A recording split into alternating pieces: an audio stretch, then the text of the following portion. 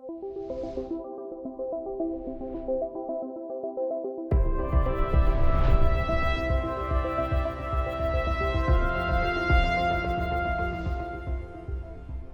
have the great pleasure to open this 13th Minister and Member of Parliament meeting here in Baku. We will have, I'm sure, a very, very important and nice meeting. We will start quickly. So I will give the floor first to our President, Mr. Clay Mowry, President of the International Aeronautical Federation. Clay, the floor is yours. Good morning, everyone, and welcome to the distinguished participants, to honorable ministers, members of parliament, delegates, and experts. We welcome you here and thank you for coming to Baku for the International Astronautical Congress that we convened. This is our 74th Congress that we've been hosting since the early 1950s. It's a spectacular event, sort of the Space Olympics, if you will, for us. And every year we gather thousands of technical experts and people from our community, executives, heads of agencies, and ministers. Thank you very much. Together to convene, to exchange ideas, to promote the advancement of space technology and development, and to connect all space people. These are our main principles. Let me give special thanks and welcome to Dominique Tillmans, who's our special advisor for parliamentarian and ministerial relationship at the IAF, and to Mr. Chairman Tahir Mirkashili, who is chairman of the Committee for Economic Policy, Industries and Enterprising for the Republic of Azerbaijan, our host country. It's a pleasure to welcome you to this impressive venue this morning, and what a view of the city you have from your front yard here. It's fantastic.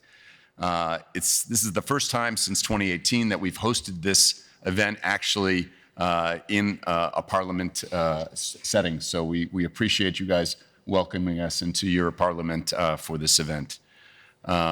We've got some new countries that are participating this year for the first time, like Bulgaria. Thank you for coming. And growing delegations like Romania, which I met just as I was coming in the door this morning. We're glad to see you here in force. So we have national representatives, parliamentarians, and ministers. We're recording this meeting so it can be used in your country and reinforce why space matters. And why does space matter, really, when we talk about this? Because we have this conversation quite a bit in the space community.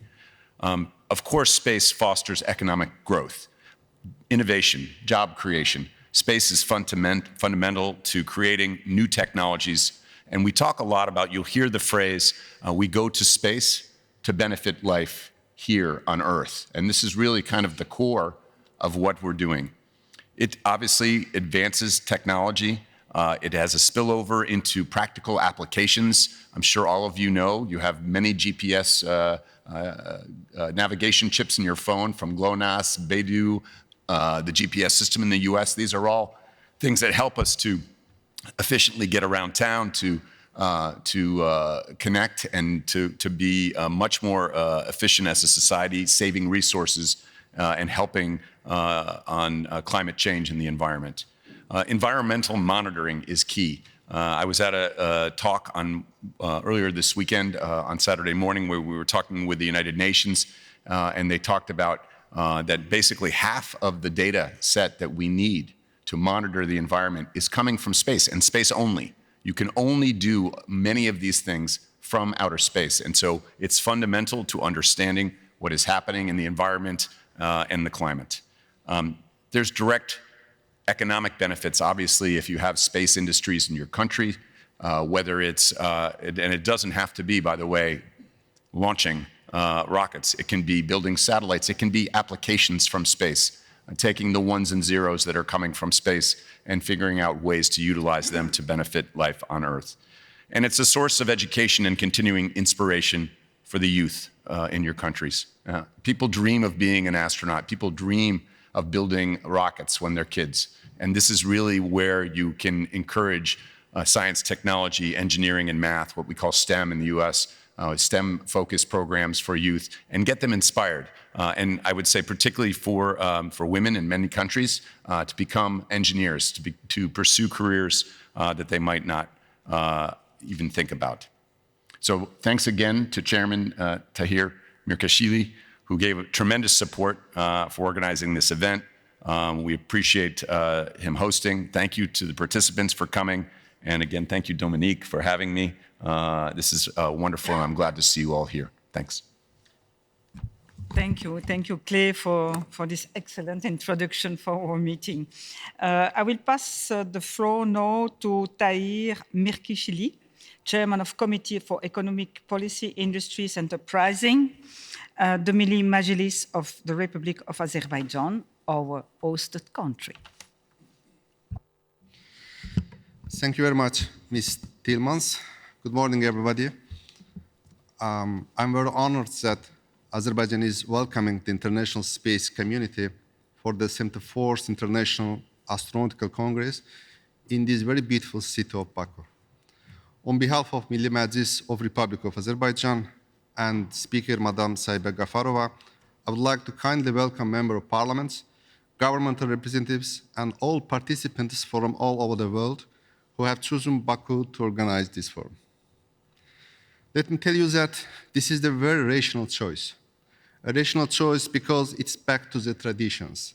Here in Baku 50 years ago, the 24th Congress was held in 1973 by the initiative of the national leader of Azerbaijan, Heydar Aliyev. This year we celebrate the 100th anniversary of the great leader and honor his memory. Now our country is hosting for the biggest space event, the 74th International Astronautical Congress in 2023. This means that the International Astronautical Congress is coming back to the region after a half century. Both by content and number of participants, this Congress is more representative than all previous ones. More than 1,500 participants from 30 different countries gathered at these events.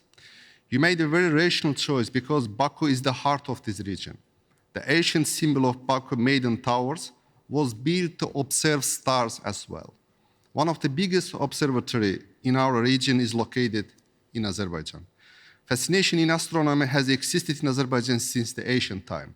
The Malaga Observatory, an astronomical observatory built in the mid-13th century by the founder Nasreddin Tusi, left a mark in the development of the world astronomy science. A rational choice because it's the right time now to initiate innovation technology for peace in our region after the ending 30-year lasting occupation and separatism by Armenia in Azerbaijan lands. Ladies and gentlemen, Azerbaijan is a political and economically stable country. We managed to transform our country, the cradle of the oil industry, into energy, transportation, and communication hub of the region. For 2,000 years, the ancient Silk Road has passed through modern day in Azerbaijan and shaped the history, culture, and tolerant outlook of the country. Building on this, regardless of ethnicity, race, religion, disability, and gender, every citizen has equal de jure and de facto rights. We parliamentarians are a valuable partner to each other to ensuring the accountable, inclusive, participatory, and transparent governance that is necessary to achieve sustainable development for all of us. Our parliament members are working under the motto boosting the role of the national parliaments in promoting global peace and sustainable developments. Today's our parliamentary networks not only will contribute to solidarity between our countries, but also will establish close working relations with different parliamentary organizations of the world.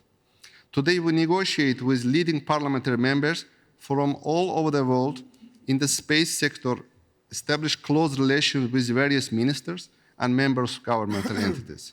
Space is a great resource.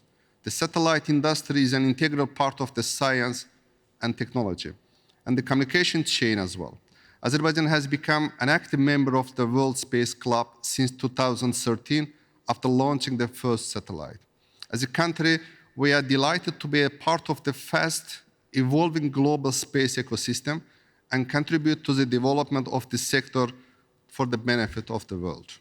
Dear participants, Space has always linked into the big numbers, huge distances, long years, lengthy cycles, billion-year events, and costly missions. Some may think that space is unnecessary luxury, unneeded waste of time, money, and effort. But we are sure that it's not a luxury. It's a matter of independence, freedom, and sovereignty. Thousands of applications we use on a daily basis wouldn't have existed without the successful findings of space missions and without sending spacecraft outside planet Earth to observe, to discover, to try, and to examine. I believe that it's with space that humanity will progress in the future. Dear friends, all of us have dreams. A dream without stars is a forgotten dream. Many dreams of children are linked with stars. When they studied at the schools, many of them dream of to fly to space, to be an astronaut, or to land in the moon at least. These dreams motivate them to make accessible most of the beautiful targets later. Each of every one of you has a part of in these dreams. So let's make it happen by going even higher. I wish to successful to the work of the Congress. Thank you very much. Thank you, Tahir, for your commitment in space. Now I will give the floor to Claudio Tafouri, Ambassador of Italy in Azerbaijan, hosted country of the 14th IAF International Meeting for Ministers and Members of Parliament. Ladies and gentlemen, members of governments and parliamentarians, it is an honor for me to be here on behalf of my country and the pleasure to join you this morning at the national meeting of foreign ministers and members of parliaments. I would like also to thank the international IAF, as well as the Azerbaijani government for hosting this very important event dedicated to space sector. As you know, Italy has been investing significantly in the space sector for decades, with a sharp increase in the last 8 years. And we have accumulated a significant human and technological capital in this sector. Much of this know-how is expressed by the Italian Space Agency, ASI, founded in 1988, one of the most dynamic and innovative space agencies today. Such trend will continue, and for the next 5 years, Italy will invest more than 7 billion euros in space activities. The space industry is a driving force of our national economy and a strong economic multiplier. Just to give you some data, with almost 400 companies, 93% of which are startups and SMEs, the annual national revenues of the space industrial sector amount to 3 billion euros and 8,000 highly qualified people are employed throughout the production chain. Italy is one of the few nations that can boast a completely supply chain of products and services in the space sector. We design and manufacture satellites, habitat modules, launchers, navigation communication systems, ground infrastructures for downstream application, including solutions for data storage, processing, and use.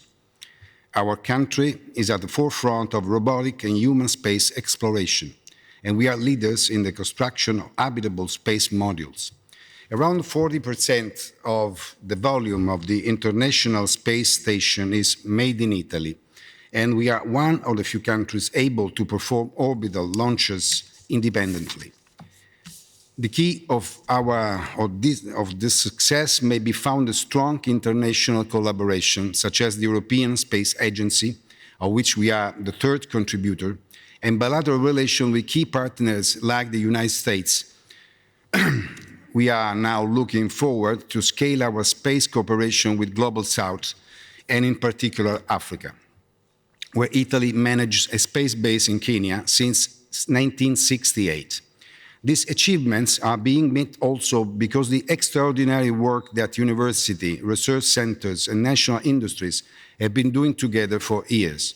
The space economy has never been more central to our everyday lives and still has an enormous potential.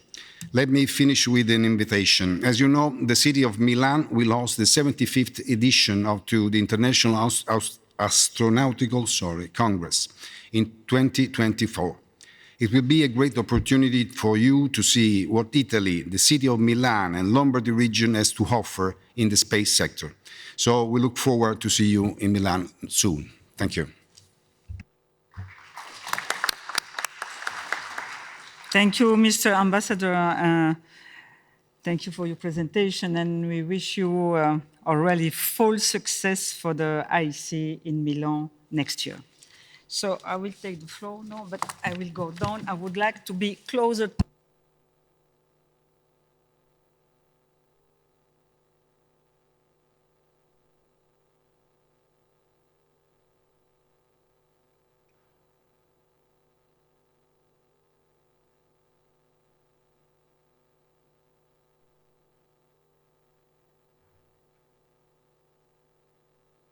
Space friends.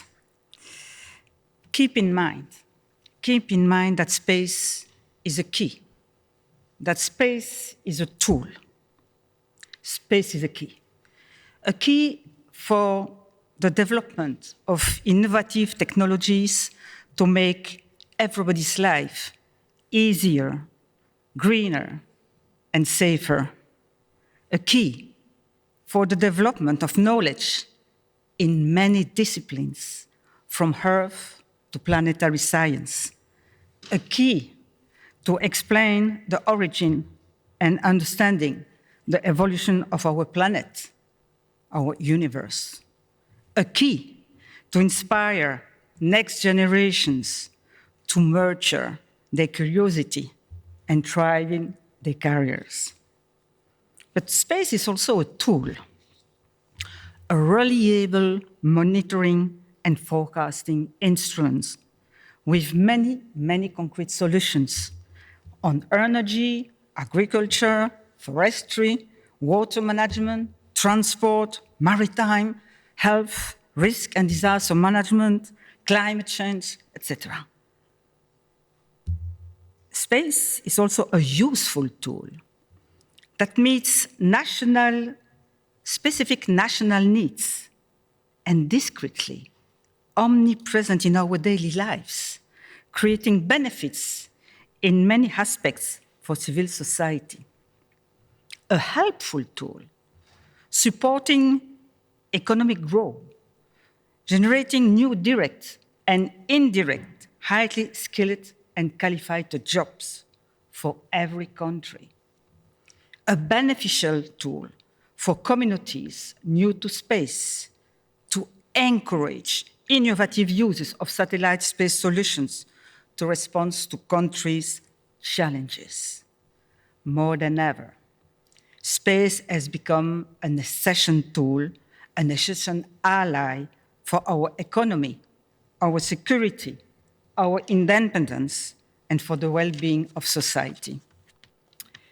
But do we have a role to play as parliamentarians? Most of us are not engineers. We have a role to play. If the engineer's role is to conceive, design, and build new instruments, pioneering technologies, politicians have the responsibility to look forward, to define strategies and actions to lead the way to grow, evolve, and prosper their own country. Today, dear colleagues, we cannot be absent from such important sector, counting globally billions of dollars and showing incredibly fast growing rates, increasing steadily years over years. A sector that by definition is intertwined with defense and security of our states. Be convinced, space goes in the same direction as history does. It is in continuous evolution.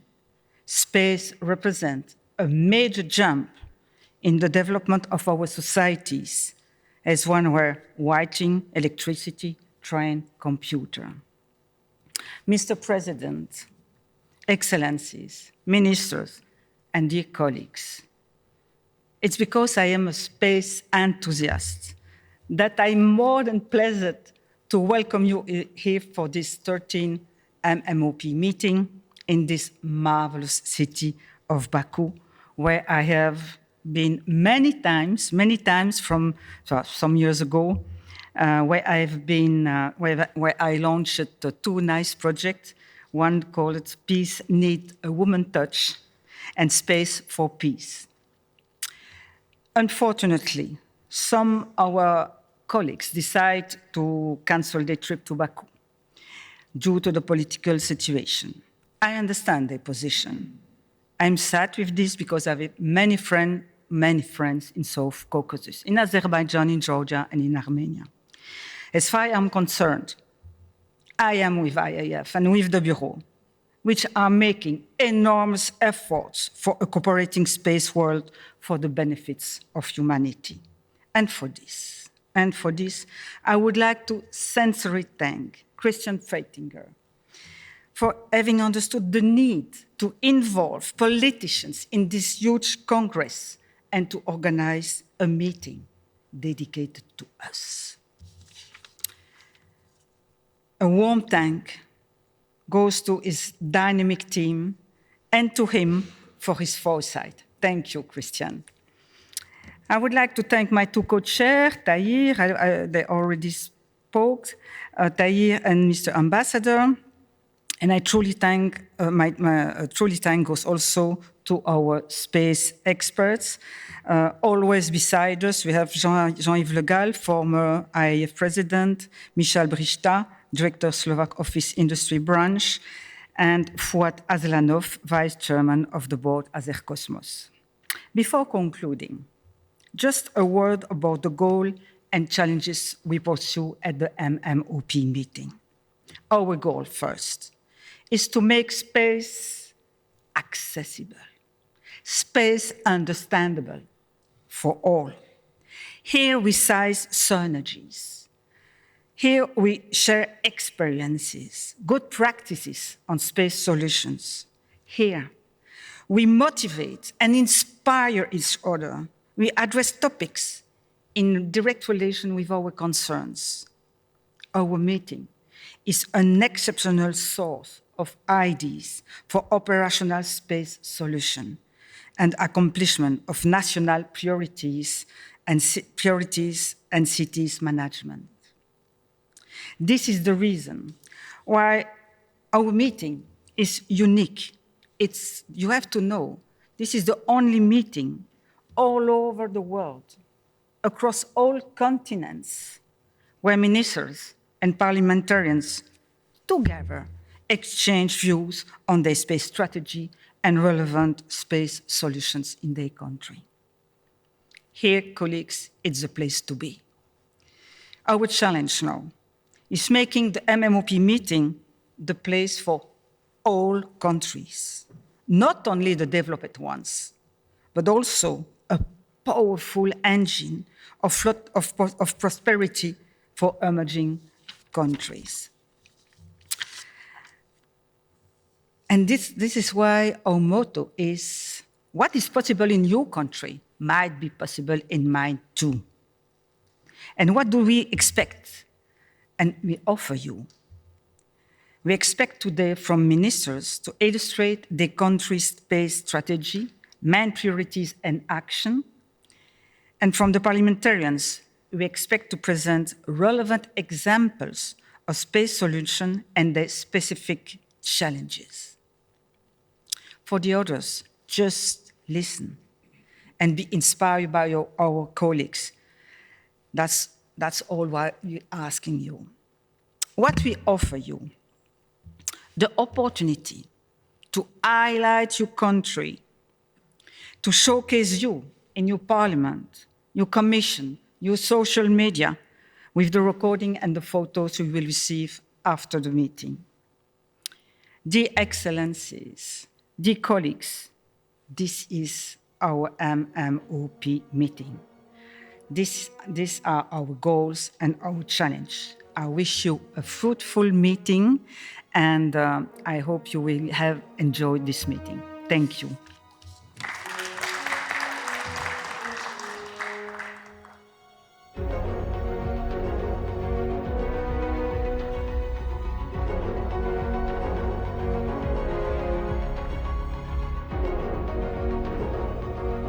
Please sit down, we continue, and we give the floor to Jean-Yves Le Gall, former president of IAF.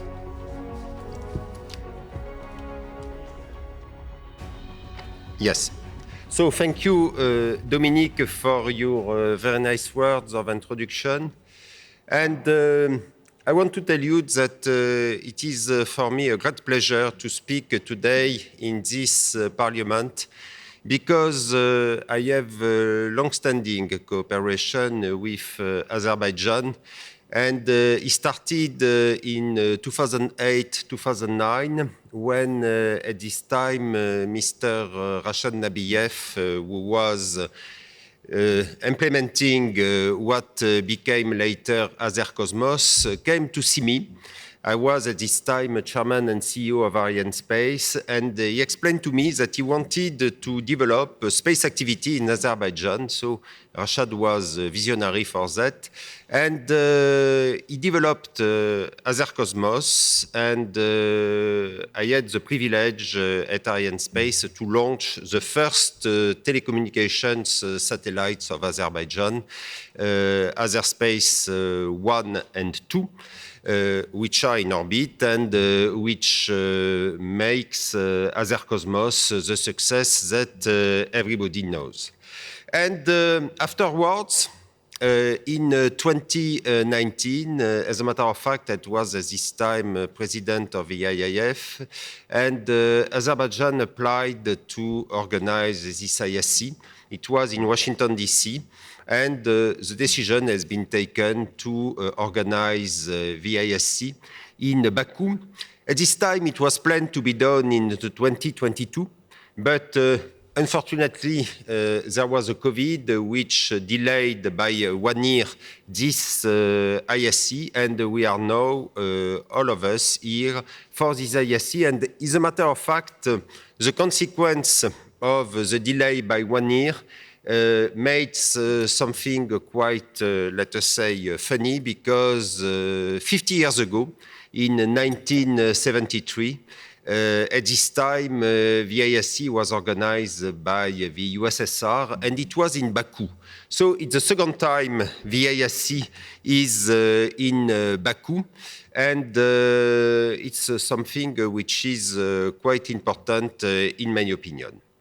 And in addition of what happened with the COVID, unfortunately, since the decision which has been taken to have this ISC in Baku, we had the crisis between Russia and Ukraine, and it deeply changed the space business around the world, and I would like to give you my thoughts about these consequences. First point, space before the crisis. As it has been said, space is a relatively new kid on the block, as the space era began less than 65 years ago, when the first man-made Earth-orbiting satellite, Sputnik, was launched by the Soviet Union on the 4th of October 1957, from not so far from here, because it was launched from Baikonur, which is just on the other side of the Caspian Sea in Kazakhstan. I had the privilege to make a number of launches from Baikonur, I think a total of 26, and to witness a lot of launches from astronauts. And since this landmark event in 1957, I think that we can say that we have seen 3 periods succeed one another. The first one, from 1957 to 1972, the space landscape was shaped by a political rivalry between the Soviet Union and the United States after the shockwave from the Sputnik launch, shifting the focus from science to perhaps more military concerns.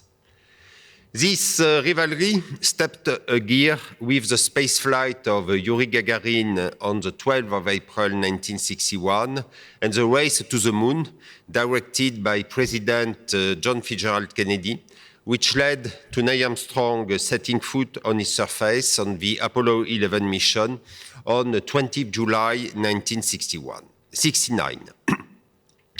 The United States thus emerged as a victor from the first phase of the space era, and after the final Apollo mission in 1972, a new period opened as the emphasis moved more towards space for all, with the start of the US Space Shuttle program, the first Skylab and the Soyuz space stations, and the nascent European space program.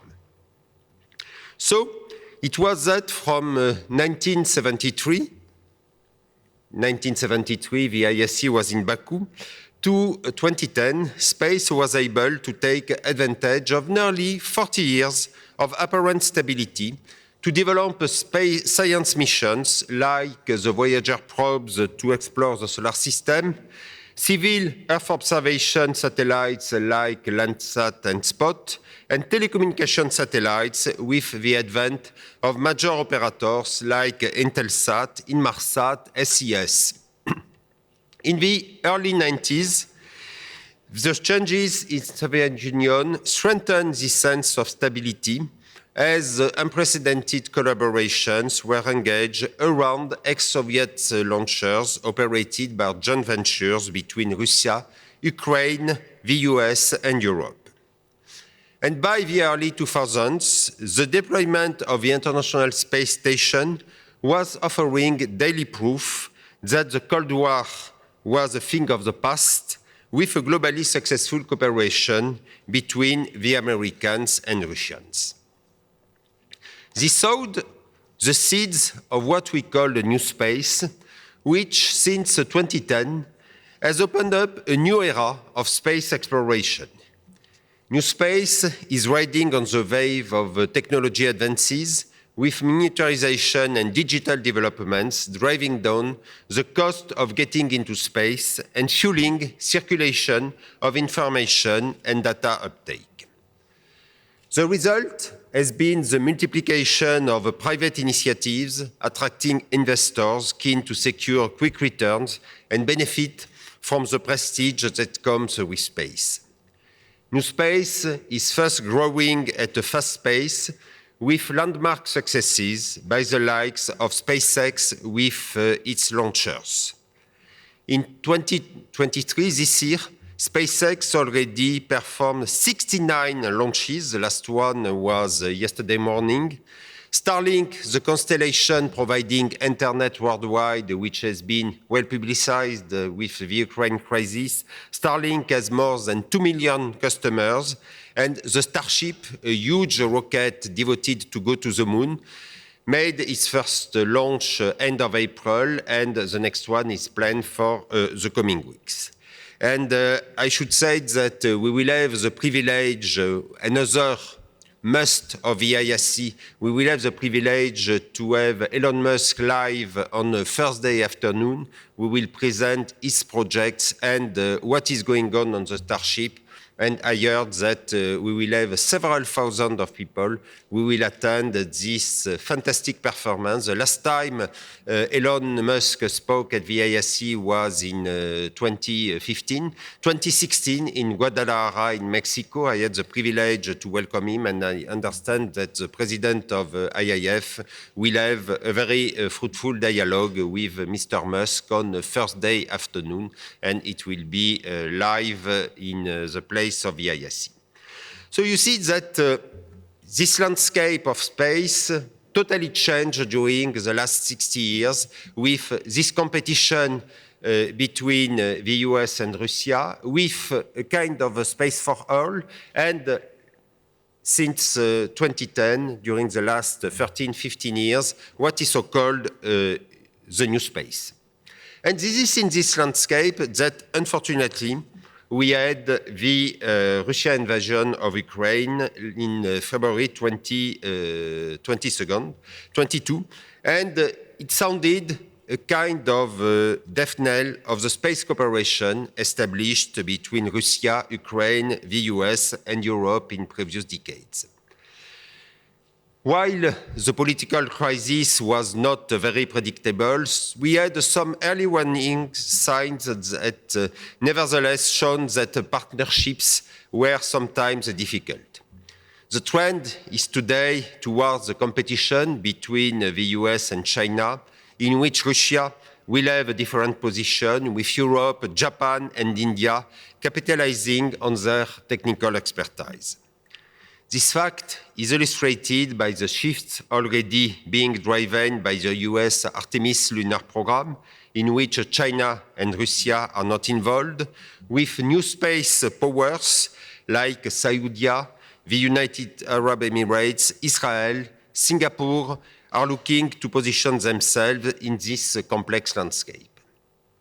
Azerbaijan is, of course, one of these newcomers, and it is today a real regional space power with the success of Azercosmos and a space strategy which, from what I understand, has been approved a few weeks ago and which will be implemented in the coming years, strengthening the position of Azerbaijan on the space scene.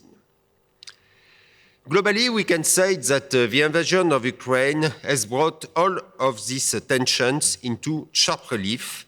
For instance, the ExoMars mission, which was very warm in my heart, has been developed by Europe and Russia. And Europe has invested 2 billion in this mission, and this mission has been cancelled with the war. And the cooperation on the Soyuz launcher operations in French Guiana. We built Soyuz launch pad in French Guiana in the south of America to launch Soviet Soyuz rockets. We launched a lot of these rockets, and since last February, it has been stopped as a consequence of this war. And however, if you look further ahead, and if we imagine a resolution of the political crisis that all of us hope, everything in space will clearly need to be reinvented, and we will have to implement new unprecedented partnerships with Russia. Firstly, probably in the field of applications, which is undoubtedly the least sensitive, and in satellites or launchers, as in the early 90s. This crisis is also going to lead a number of nations to forge a new sense of sovereignty and strengthen their independent capability in launchers, satellites, and applications, as it had been stated by the Italian ambassador in Azerbaijan. Partnerships will be put on a stronger footing with political agreements, cross-dependencies, and more robust financing. At the same time, programs will be optimized through more closely shared goals and improved cooperation to avoid the duplication. In the final analysis, I think that we will have a reshaping of space policies, which will now begin, ushering in a new setup of space powers. So I think that we are going to enter into, I used to call, a new world space order. And this situation will no doubt take shape around the United States-China duopoly. If you go to visit the exhibition at the ISC, you will see that there is a big booth for China, another one for NASA, and it is clear that it will be this kind of duopoly which will make what will be space programs in the future. And I want to say that cooperation with either of these two nations will nevertheless be complicated by restricting room for negotiation, leading to skewed partnerships and an obligation to take sides. And this is why I think that this new duopoly will probably oblige Europe, India, Japan to reposition themselves and seek new collaborations between them and between new space powers, as of course Azerbaijan. Lastly, rebuilt partnerships with Russia will probably place a premium on neutrality and demand a better balanced partnerships than in the past. So in conclusion, I want to tell you that my conviction is in this transformation arena, cooperation will be more than ever be very important. And I am sure that the International Astronautical Federation and its annual International Astronautical Congress will be key. And from this point of view, the outstanding success of this ISC 2023, which is already a success, but which will be a success, we will have a record number of participants. This Congress held in this beautiful city of Baku, I think that it is a fresh start for this new world space order. Thank you very much. Thank you, Jean-Yves, for this excellent introduction for the first session, Space Solution Enhancing Public Services. So you will introduce the next speakers. Thank you. So I think that now it is Michel. We will no. Did you have parliamentarians who will present the statement? Yes, but I don't have the list of the parliamentarians.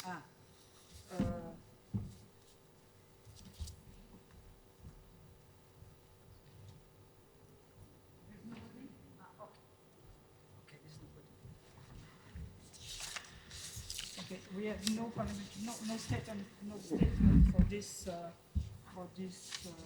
session. So we pass to the session 2.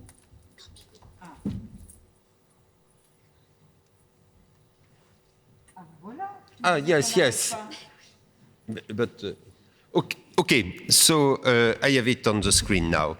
Okay, so after this introduction, I think that we have several very distinguished speakers, and this is my pleasure to introduce Mr. Salim Al-Malik, Director General from the Islamic World Educational, Scientific and Cultural Organization. So, Mr. Al-Malik, please, the floor is yours.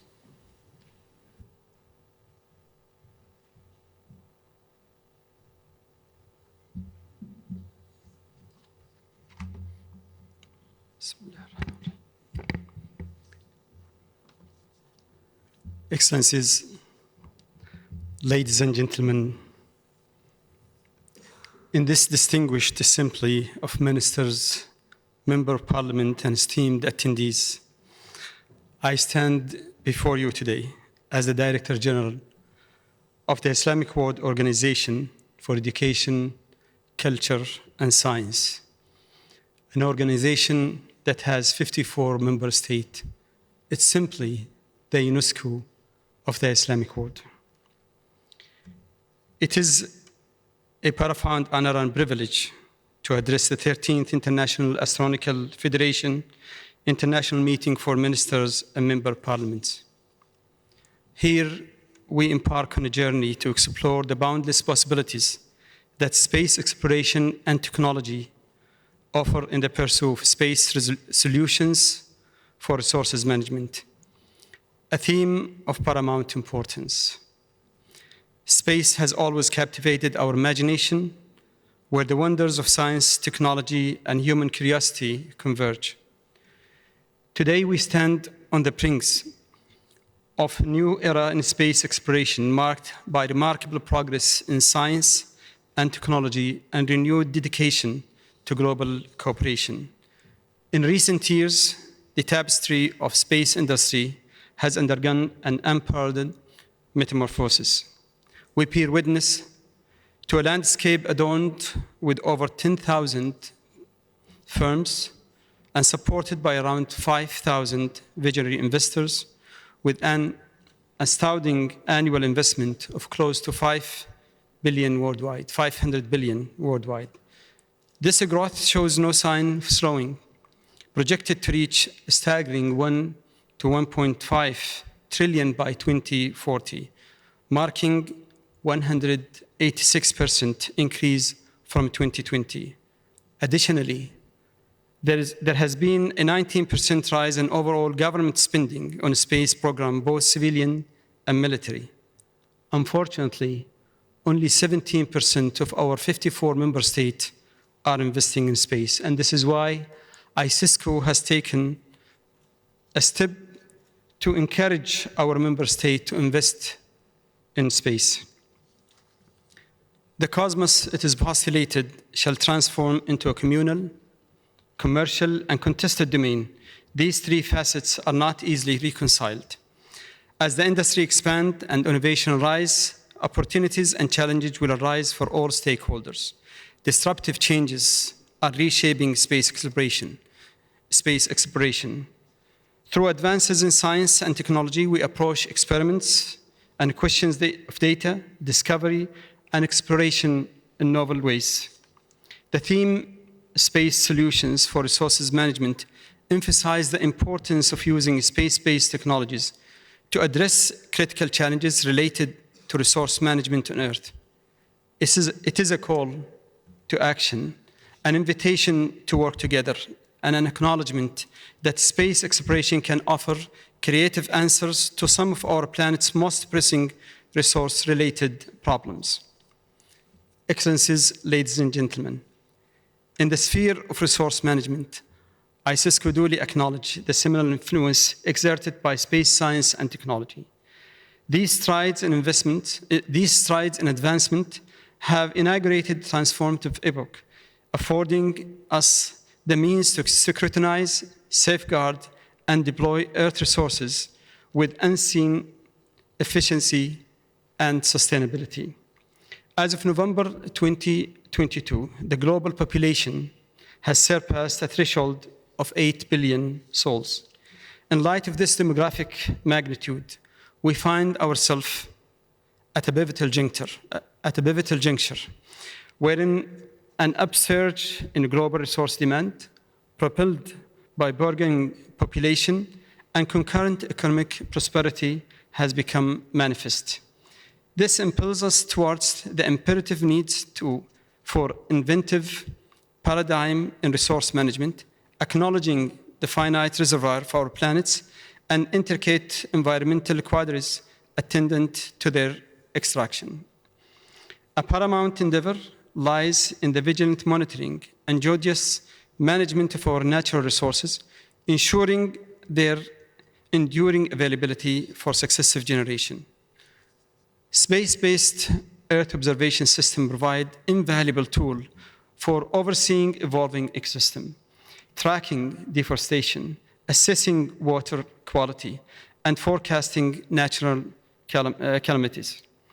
Through international collaboration, we bolster our collective proficiency in addressing imminent challenges, notably water scarcity and food security. Furthermore, space technologies plays a pivotal role in enhancing resource extraction and utilization. Satellite-based navigation systems enable precision agriculture, mitigating environmental impact and optimizing resource allocation.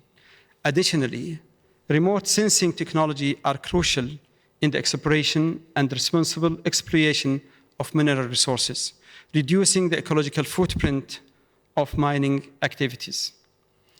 In the noble pursuit of space-based resource management, inclusivity and diversity are paramount guiding principle. ICISCO is resolutely committed to advancing STEM education, ensuring equitable access for historically underrepresented groups, including women and minorities.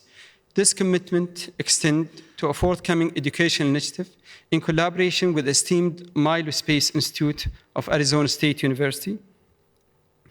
Furthermore, we must recognize the vast potential of space technologies and exploration, particularly in the realm of space mining. This endeavor offers humanity access to abundant resources, some of which are rare on Earth. It marks the threshold of transformative era, providing significant opportunity for resource expansion and serving as safeguard for our planet's limited resources. In considering the future of resource management through space solutions, ethical consideration take center stage.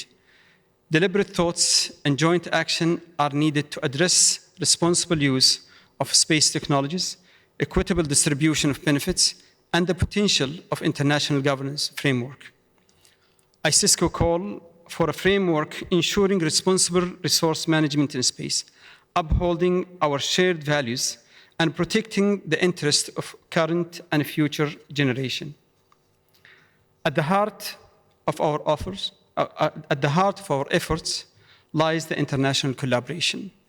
No single nation can fully address the complex challenges of resource management. Our collective duty is to work together, sharing wisdom, pooling resources, and exchanging expertise.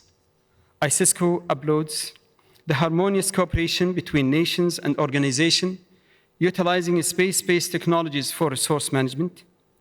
This exemplifies what can be achieved when united under a common purpose.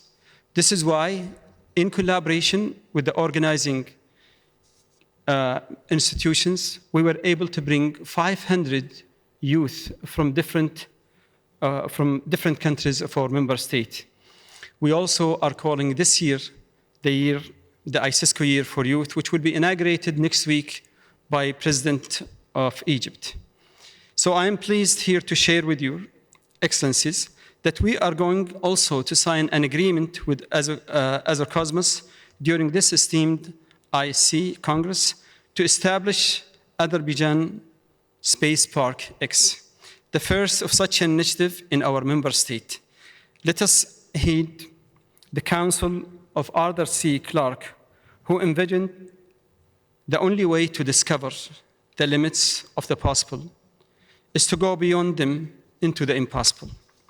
In our pursuit of space solutions for resource management, let us not be bound by the limits of conventions, but instead, let our aspiration reach for the stars. As we stand on the precipice of this new era, let us do so with a spirit of unity. For it is through unity that we shall summon the courage to embrace the challenges before us. Let this meeting serve as a crucible of shared purpose, where we, bound by a common vision, forge the path ahead. Thank you very much.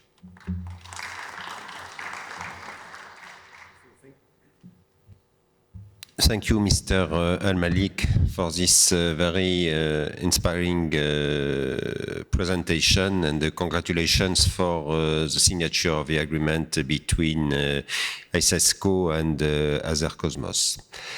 Now, I propose that we move to our next speaker, who is Mr.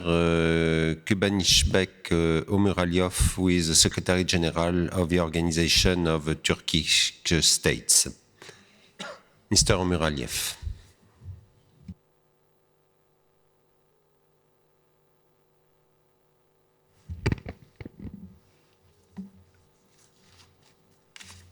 Excellencies, ladies and gentlemen, it is a pleasure to address you all of the IAF International Meeting for Ministers and the Member of Parliaments. I would like to extend my sincere congratulations to the Brazil Azerbaijan side for hosting this World Global Space event in Baku. Distinguished participants, the significance of space technologies is continuing rise. Collaboration between the public and the private sector is essential due to necessity to huge investment and the expense. We believe that outer space belongs to all of humanity, and every nation should be equal opportunities to explore it. The peaceful utilization of outer space presents a valuable means to advance the welfare of both humanity and the Earth's environment, and it is substantive not to spoil this potential. The beneficial uses of outer space, such as enhanced communication infrastructure, disaster management, education, agriculture, environment protection, and the natural resource management had enormous relevance for human development, especially for developing countries. Distinguished guests, considering the above-mentioned facts as the Organization of Turkic States, we give utmost importance to the cooperation in the field of space technologies between our member and the observer states. Wherever that the utilization of space data and the applications has transformed the way policy makers address the multifaceted challenges faced by the both urban and the rural areas. The vast expanse of space offers a unique vantage point from which to gather essential information, which can then be harnessed to public service and improve the quality of life for residents. In this regard, we are working on developing joint CUBE satellite among the member and observer states, which aims to be used in different areas such as disaster management, communication, agriculture, meteorology, and the others within the Turkic world. Ladies and gentlemen, we find ourselves at a distinct moment in history, presenting us with exceptional prospect to harness the potential of outer space through realized collaboration of both regional and the global scales. In this context, we are giving every effort to increase regional and international cooperation. Up to date, we organize 2 meetings of level of head of space agency of the organization Turkic States. We have very significant projects such as developing joint CUBE satellite, organizing joint workshops, youth camps, and the many others activities. This year, we have organized Turkic Space Explorers Academy, hosted by Turkish side, and realized with participation of more than 80 students from the Turkic Organization of Turkic States. In conclusion, as a secretariat, we are more than ready to extend all kinds of support and coordinate efforts to realize cooperation in this field. We believe by working together, we can make a humble contribution to the development of space technologies, and it is used by masses. I wish the participants success and the productive outcome during the global space event. Thank you very much for your attention. Thank you, Mr. Muraliev, for your presentation.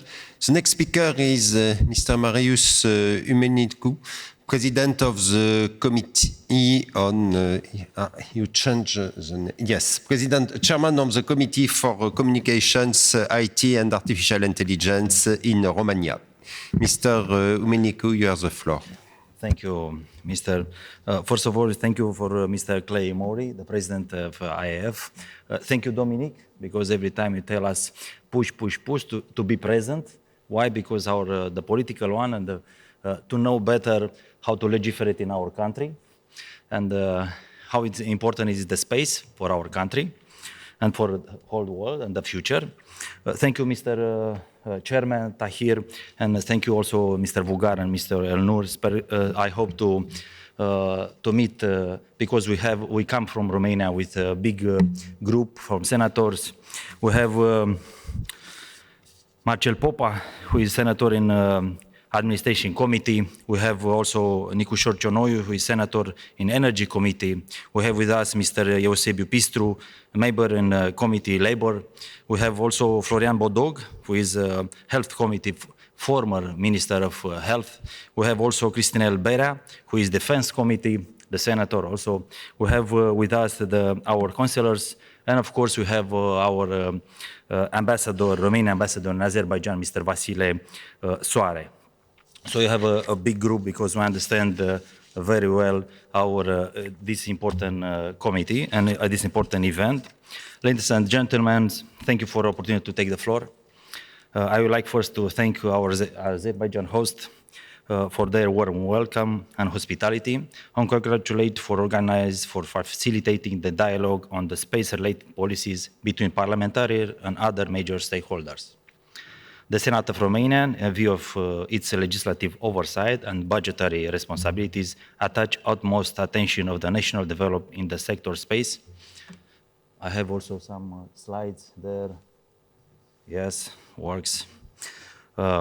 Almost attention on national development in the space sector. This is one of my country's strategies, priorities, and the core of research, innovation, and smart specialization agenda, and a major driver of technological process in many economic sectors.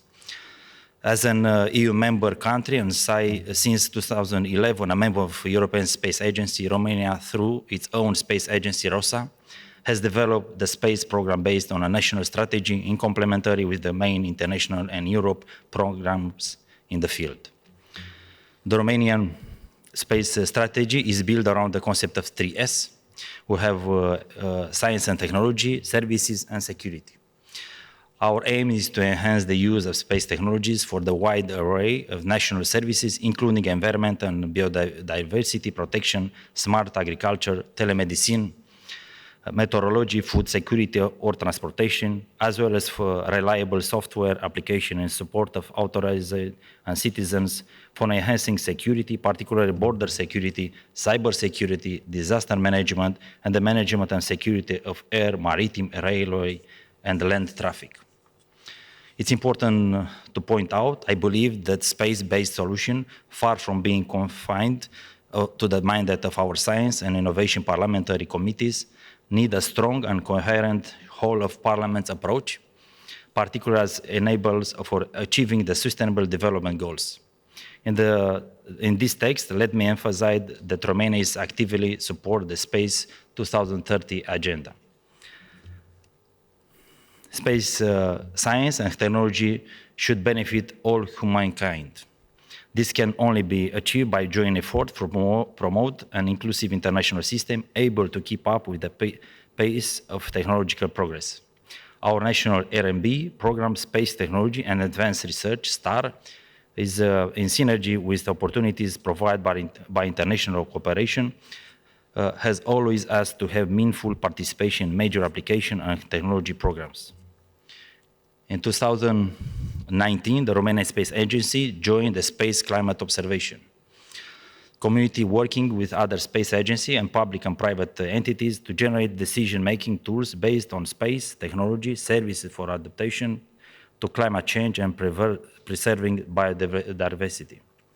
Also, as regional support office in the Romanian Space Agency contributes with its infrastructure, resources, expertise, and capacity building to United Nations platform for space-based information for disaster management and emergency response to UNSPIDER. Ladies and gentlemen, in just a few days from now, on 10 and 11 October, Romania will host the 11th Earth Explorer User Consultation meeting under the aegis of European Space Agency. On this occasion, 2 scientific satellites mission will be selected to develop, research, and improve our understanding of Earth systems, processes, and dynamics related to environment and climate. The meeting will select 2 out of the following 4 candidates for enter phase 1. We speak about CHERT, NITROSAN, SeaStar, and WIDEVER.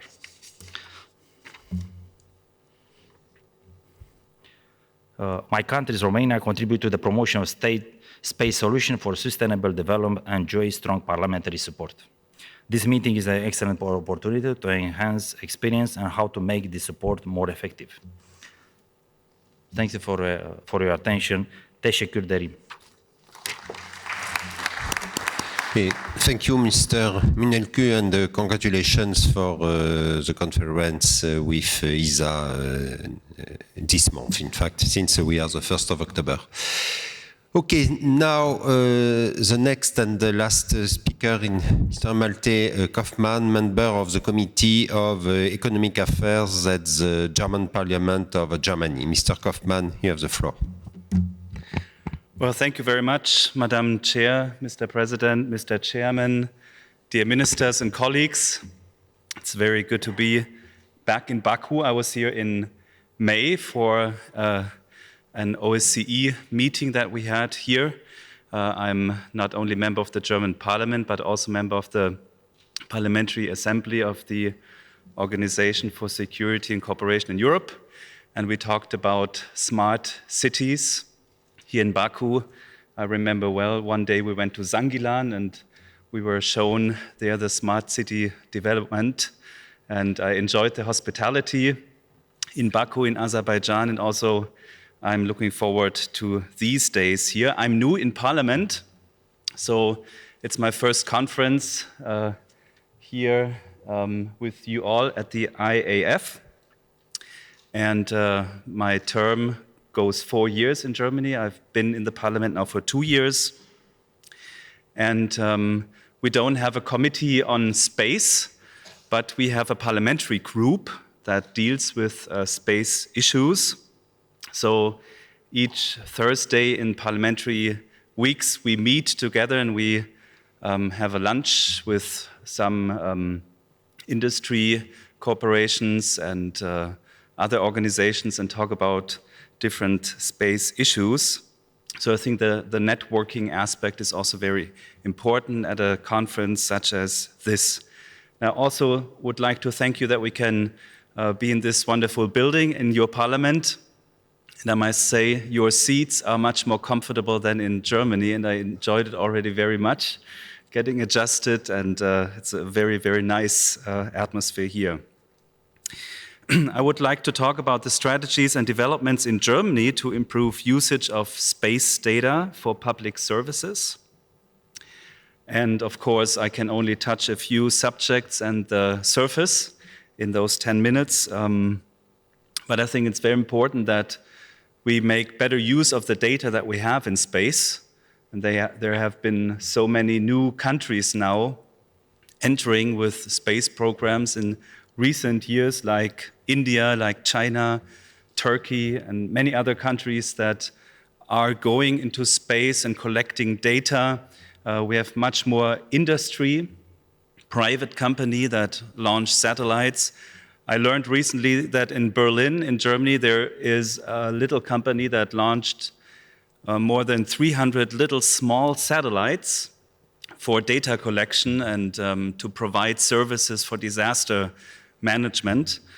So with all this data that we have, we should work more diligently together and to talk about possibilities and strategies to make best use of this data so that all of us can profit and all of us can prosper from the space programs.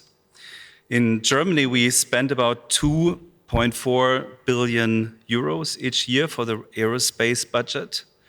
We have 178 large-scale research facilities.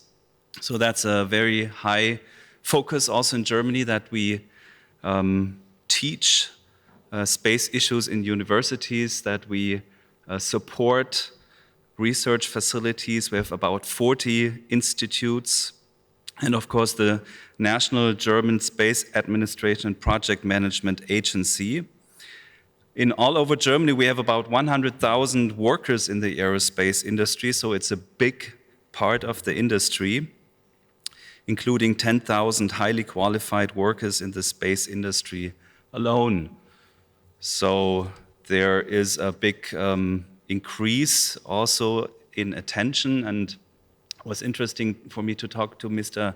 Schacht from Australia, and he told me that they have a minister for space in the government. So this is also something that I will take home, maybe to even put more focus and attention for space if we have such an office also.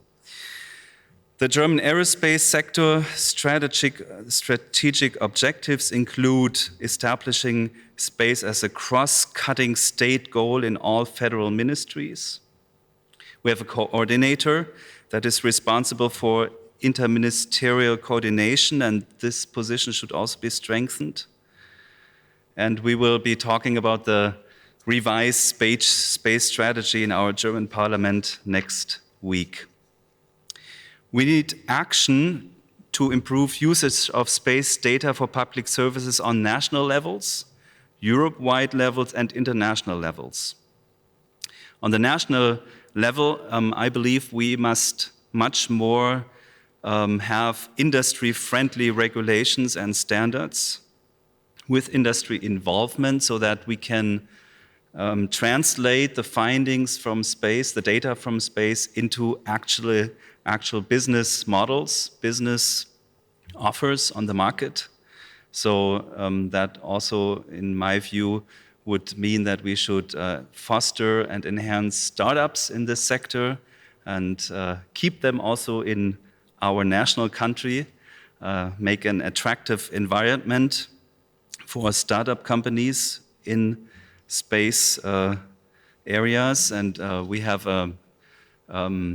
once a year, we have prizes for the most innovative startups that are also given and funded by the German government. I think this is also a very good idea. Europe-wide, we need stabilization and expansion of EU programs. Most of our funds actually from the German government go to ESA, to the European Space Agency. Expansion of the space traffic management program. And on the international level, we should continue to drive forward international cooperation. And this is why it's so important to be here at a conference like this. And I envy the Romanian friends who have such a large group. Unfortunately, my colleague from the German Bundestag, Klaus-Peter Wilsch, whom you might know, he couldn't come this time, but I'm sure he will send greetings to this conference. So we could talk about different issues where space data can enhance the public sector, like in the area of mobility. Also, some fields that are not so obvious are very much affected by space findings and space data, like maritime security. We have a program in Germany and some projects that are bringing together knowledge on aviation, space, energy, transport, and security in the maritime sector. Our German Aerospace Center, for instance, has expertise on subjects ranging from sensors to processing to managing large-scale systems, which also help to better manage the traffic in the seas. That's a big focus of our German Aerospace Center. Another example where data can be even better used is, of course, in the field of telecommunications. We've talked about that already. Thanks to advanced space technology, real-time telecommunication is helped, is also enhanced. Independent connection of people worldwide via satellite communication, even in areas where, in remote areas where there's need of communication and can be provided based on Earth. Virtual connectivity, even at times of limited mobility, and nationwide broadband coverage as a result of a European satellite constellation, which is happening right now as well. And maybe the last point that I thought that was really interesting, for modern agriculture, we can also use space data. Satellites provide high precision data, for example, to identify crop water requirements. So smart farming will be possible, smart planning of agricultural work, but also in an area that I didn't even know. Satellites can identify where locust swarms will emerge. They can predict that also ahead of time. Locusts spread when favorable environmental conditions come together, such as temperature, rainfall, and vegetation density. And these environmental parameters can be observed and analyzed using satellite data. And there's an international project called Locust Tech, which combines Earth observation methods, the use of drones, and digital data collection so that countermeasures can be taken in time, and Germany is also involved in this project. So in conclusion, it's important that we strengthen our cooperations, and also it is vital for space programs that translation of knowledge into public work, public sector, and industry is being made visible and also fostered and enhanced so that people understand that we use taxpayers' money to finance big programs. They want to see how it affects them and how it helps them to have a better life. So I wish the proceedings of this conference good luck and good success, God's blessing, and let's all work together for a better future and a prosperous future for all of us in all of our countries. Thank you so much. Thank you, Mr. Kaufmann, and congratulations for the big achievements that you just presented. Okay, it was the last speaker this morning. We still have some time. So do we have comments or questions on the presentations which have been made by Mr. Al-Malik, Omur-Aliyev, Minelchu, and Kaufmann?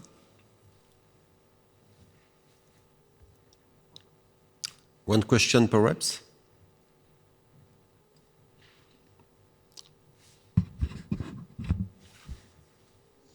Dominique?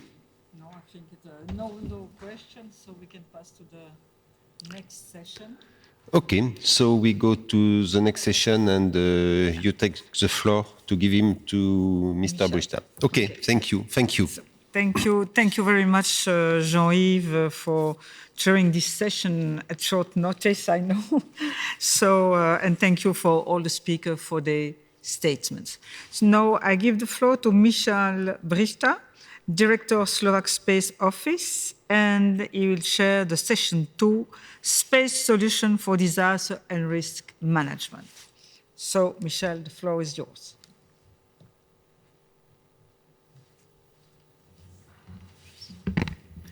Madam Chair, Mr. Chair, Your Excellencies, ladies and gentlemen, I'm very glad to be with you here today. I'm very glad for the warm welcome by the host, and also to IAF for the kind invitation to participate in today's session.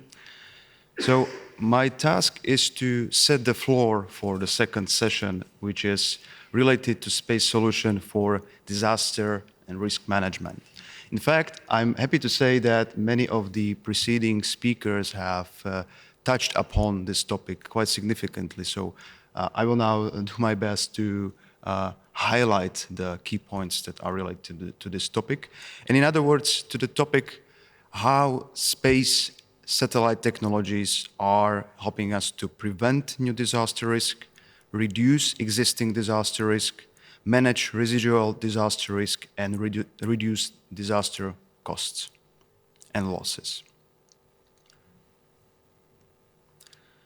Along with being the Director of Industry Branch of the Slovak Space Office, which is my main job and task, I'm also related to International Astronautical Federation as chair of its Europe subcommittee, where we are working together with our European colleagues on many important topics, including how to use efficiently the possibilities and technological advantages of the satellite technology that we have today. And therefore, this topic is definitely very close to my daily work and daily tasks. However, working mainly as space ecosystem developer and working directly with space industry, this might affect a little bit how I perceive the topic and how I will touch upon this topic in the next couple of minutes. So the theme of today's meeting is including space solutions in the political agenda, which is a must for policymakers. But what exactly is space, and especially what is space today? We all know space as a domain of exploring, of science, research, of inspiration, and of talented people, and this is exactly and perfectly right. And it was always right, and it always will be. However, today, space has become also a large and dynamically growing economy, and one of the key pillars of knowledge economy of the modern world. So by many different and varying assessments, we are now assessing the size of space economy of around 400 billion, with an estimation for it to reach 1 trillion by 2040. This is a massive and very dynamic growth. And it shows that we are actually, as a humanity, getting better and better in finding the practical use for the satellite technology. So why do we actually go to space? And I really liked what President of the IAF, Mr. Clay Mori, said earlier today, to benefit the life on Earth. Well, of course, we go there to explore and to move the boundaries of possible. This is very, very much in the nature of humanity from its very early days. But at the same time, we go there to create added value. And this added value maybe one day, in a couple of years, will be also used outside the Earth. But today, the added value is really utilized on Earth every day.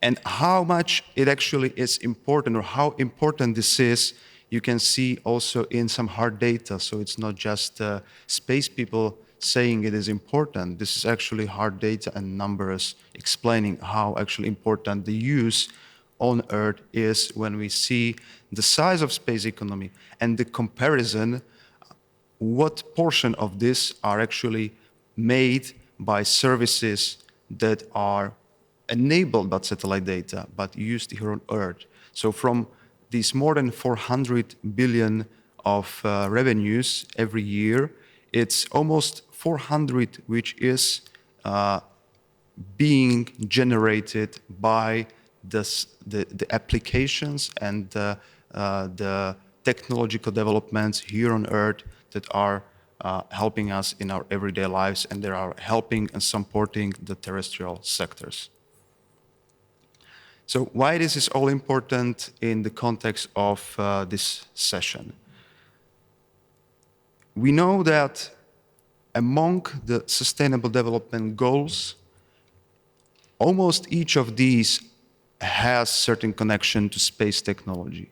And according to the most recent report by UN, 40% of challenges that are linked to Sustainable Development Goals are absolutely dependent on satellite technology. And related to our topic of the session, so the disaster risk management, you can also see on the pictures that many of these topics like the infrastructure, climate action, life below water, life on Earth, or clean water are very much linked to disaster scenarios and disaster cases, and to topics that we need to tackle if we want to prevent or resolve more efficiently these crisis situations. But here you can see it more in practical view, so to see what we are really talking about when we talk about the disaster management using satellite data. Now I took the liberty to show you a couple of examples which are actually made in Slovakia by Slovak companies. And you can see that the variety of how you can use what satellites are giving us from the orbit is extremely wide, from monitoring the infrastructural stability and deformation, which can cause landslides, which can cause deformation in water dams and possible very critical situation if these water dams are damaged. This can help us monitor, for example, the mining processes and again, the possible situations that can happen if the process is not done right. This can help us monitor the solar activity and how it affects the life on Earth. It can monitor forest disturbance or habitat situations, and it's linked to variety of disasters or critical situations that can happen. This is, of course, very closely connected to meteorological data, which people around the world very often forget is heavily coming down from the satellites. So also any situations related to natural disasters, hazards linked to meteorological situations are being prevented and can be prevented and better resolved and more efficiently resolved using exactly satellite data. And also situation like monitoring of potential leaks of radiation to the environment or very complex early warning system for all the kinds of disaster risk management situations. By the way, in case you are also visiting the Congress, the IAC, the upcoming week, you will have a chance to meet in person with some of these companies which are coming here. Now, again, speaking a little bit from my day job as a sector developer and also responsible person for engaging in international collaboration with foreign partners, I would also like to touch upon the topic that it's not only important for a country to benefit from the space technology as a receiver, as a client, but also to build its own capabilities. And I'm happy to see, and also from the discussions that we had previously with our colleagues from Azercosmos, I'm happy to see that in Azerbaijan, this capability is already here, and especially when it comes to using the satellite data on Earth, especially with Earth observation technologies, also telecommunication technologies, that the base is already building up and there are some interesting companies already. But in general, how to create this potential for being able not just use the data for disaster risk management, but also be able to create new solutions for disaster risk management in the country. Now, of course, this is not easy question, and it always depends on the respective country. Every country has very specific situation from the economic point of view, from the research background that are available to pool the talents. What is important to say, however, is that from our experience, starting with the ecosystem and the commercial ecosystem build-up in a country goes way easier through the domain of using satellite data rather than building rockets or satellites. Now, of course, that's the core space business as we know it, and it's an important part, and it's the enabler of space economy. But also speaking from the perspective of smaller country, we know that we definitely want to be part of also this crucial aspects of enabling the space technology, but we understand that for us it's very efficient way how to develop our ecosystem exactly through helping our companies to use the satellite data and build the application and build the added value on top of space technologies and satellite technologies. So again, speaking from our experience, we work here very often exactly with topics that are linked to disaster risk management because they offer a wide variety of areas linked to SDGs, linked to many terrestrial sectors, and they are in a way easily accessible to companies because they are linked to sectors they already know. And here we can speak about the new talents and the new entrepreneurial spirit and startups, which are exactly finding passion in topics that are helping life here on Earth. And these people do not necessarily need to be space experts by trade. They are often simply very good programmers and people from IT background. The same goes with R&D institutions and universities where simply a good, strong IT faculty can play a crucial role in developing the space ecosystem exactly through looking at topics close to SDGs, close to terrestrial problems that we face on Earth, and close to, again, topics that we speak today, disaster risk management. And last but not least, the same goes for the companies. Having strong and capable IT companies is sometimes more than enough to kickstart a successful space ecosystem in a country. Speaking about the capabilities and building up the knowledge and building up the potential, I already saw in the previous presentation mention about the UN Spider, which is indeed a unique platform by UN for space-based information for disaster management and emergency responses. So it is involved in all the full cycle of the disaster risk management, offering geoinformation for assessing hazards, exposure, vulnerability, but also early warning systems to also respond better and to assess post-disaster needs and damage and loss assessments. And this platform is a combination of very useful tools, combining the knowledge portal, combining tools for fostering cooperation, for capacity building and advisory support. Last but not least, I would also like to highlight, again, once already mentioned today, Space for Climate Observatory initiative, which I'm looking forward to also be meeting our partners within this framework later this week. And I believe that this will become one of the important international tools to foster using space technologies for climate topics and also for disaster risk management. Ladies and gentlemen, thank you for your attention.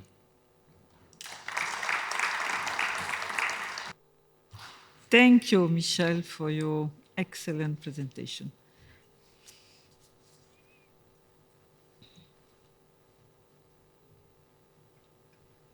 So we have two speakers.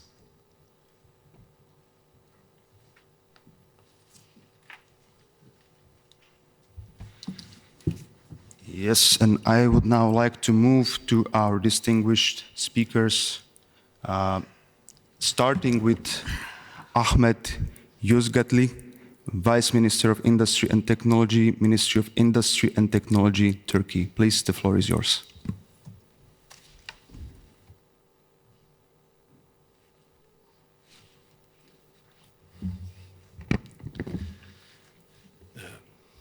Good morning, ladies and gentlemen, dear esteemed members of the parliaments. I'm very honored to be here talking to you in this very nice parliament building.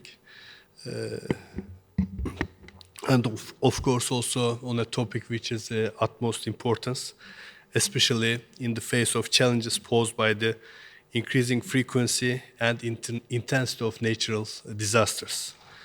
I stand before you to emphasize the crucial role of space-based technologies in disaster risk management and response. First and at most, I want to express Turkey's strong commitment to the International Astronautics Congress, IAC. We believe that IAC serves as a commendable platform to foster international collaboration and advance space technologies and applications on a global scale. I'm also particularly excited about Turkey's candidacy for hosting the IAC in Antalya in 2026. This demonstrates Turkey's growing capabilities and activities in the fields of space and aviation. The Turkish Space Agency, TUA, has taken the lead in coordinating and implementing Turkey's endeavors in space and aviation. Our ambitious yet attainable space program aims to send 2 astronauts into space in 2024 and reach the moon in 2026. Furthermore, Turkey is actively engaged in satellite research and development, with several communication and observation satellites currently in orbit. We are committed to fostering innovation and becoming a significant player in the global space economy. In addition to these achievements, Turkey is striving to establish an independent launch technology and commercially competitive and sustainable spaceport. We are determined to make Turkey's industrial and innovation ecosystem integral parts of the global space market. Now, let's shift our focus to the pressing issue at hand, the role of space-based technologies in disaster risk management and response. In recent years, unfortunately, our world has witnessed a surge in natural disasters, ranging from devastating floods to catastrophic earthquakes, hurricanes, and droughts. These disasters have resulted in the displacement of millions of people and inflicting billions of dollars of damages. The consequences are both human and economic, underscoring the urgency of developing effective strategies for disaster risk management and response. Space-based technologies has emerged as indispensable tools in this endeavor. They provide unparalleled access to real-time data, enabling us to monitor and assess the scale of natural disasters swiftly. So this important data empowers authorities to make informed decisions regarding evacuations, resource allocation, and emergency response. Space-based weather monitoring systems offer advanced capabilities in tracking and predictive severe weather events with precision. These early warnings are very important in safeguarding lives and minimizing the economic impact of disasters. Post-disaster space data plays a crucial role in assessing the extent of damage and to its infrastructure, homes, and the environment. So this information guides the prioritization of rescue and recovery efforts. Additionally, space data helps identify the most effective areas, allowing for efficient distribution of critical resources like food, water, medical supplies, and personnel to those in need. Given the global nature of many disasters, I would like to emphasize the importance of international cooperation in accessing to and sharing the space data is very critical. Collaboration transcends borders and ensures no one country faces these challenges alone. As we acknowledge the pivotal role of space data in disaster risk management, it falls upon the policymakers, us, worldwide, to forge cooperation for effective data access and utilization. We must recognize that space data is a global asset, and it benefits all of humanity. To ensure effective disaster management and response, governments and space agencies must work together to establish mechanisms for data sharing and collaboration. This includes developing international agreements and protocols to facilitate data exchange during emergencies and investing in advanced space-based technologies for disaster monitoring and response. I believe that we have an important duty on that. Additionally, it's imperative to prioritize space data in disaster preparedness and response strategies. Policymakers should allocate resources to ensure the continued operation and enhancement of satellite-based systems for the benefit of their citizens. In conclusion, the importance of space data in disaster management cannot be overstated. We have the technology and resources to mitigate the impact of natural disasters and save lives. However, this necessitates a global coordinated effort. Space knows no borders, and disasters respect none. By uniting, sharing space data, and investing in cutting-edge technologies, we can create a safer and more resilient world for future generations. It is a responsibility we owe to ourselves, our communities, and the planet we call home. Thank you for your attention.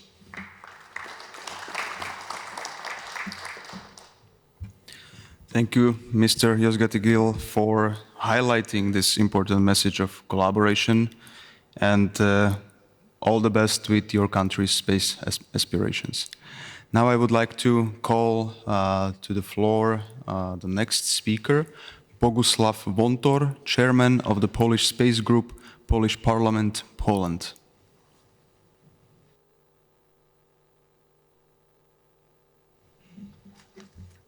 Madam Chairman, Mr. Chairman, Mr. Moderator, ladies and gentlemen, let me share the perspective of the Polish Space Group. And indeed, in Polish perspective, the issue of using space for disaster management, for crisis management, is of high importance. But what I would like to emphasize here is the fact that, as it was very nicely said by the Madam President, we need to make a space accessible. And it is the same problem in the world of disaster management.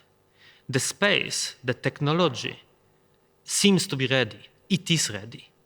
The people who are to use it not always are ready. The space is not so easy for them to use. The benefits of space that they could employ in their operations are not fully understood, and it is a challenge to really exploit the technical capacities which already exist.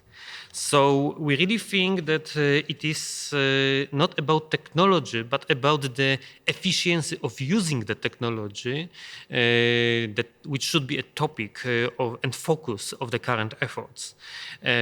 Because to use space either for disaster response or for risk management, for mitigating the risks, we need not only technology, we also need a know-how, procedures, and organizational arrangements which enable use of space applications in the reality of crisis organizations or crisis management procedures in general. Sometimes it's simple. When you have a satellite communication, you more or less just use it for communicating. You integrate with your systems. But when we speak, for example, about such a complex problems like using digital twins for forecasting the disaster, it is not so easy. How to understand the information, how to put the information into the logic of the crisis management systems. These are the challenges. I will give you the example from the European perspective of the Union Civil Protection Mechanism, which, being part of the European Commission, is employing a lot of space capacities. But still, it is only a minor part of what could have been employed. It is too complex yet to be effectively used in many crises. So we need the users to be even possibly in lead of the adoption process, of the process of implementing space solutions into the logic, if we want the crisis management to really benefit from that technologies we are all aware exist and are ready. We need also to ensure that the people are ready to use them naturally, that the space becomes a part of the portfolio of disaster response professionals, the disaster response community. This is also what we believe in Poland, that if we are spending, let's say, 90 million on satellites, we should also remember about spending another 10 million on ensuring that the data from these satellites are really effectively used, that there is a smoothness throughout the whole process, from technology to the end users, to the actual application and benefits which are operationally available. So this is what we need if we want for space to really make a difference, and particularly to make a difference in the world of disaster management. Thank you very much.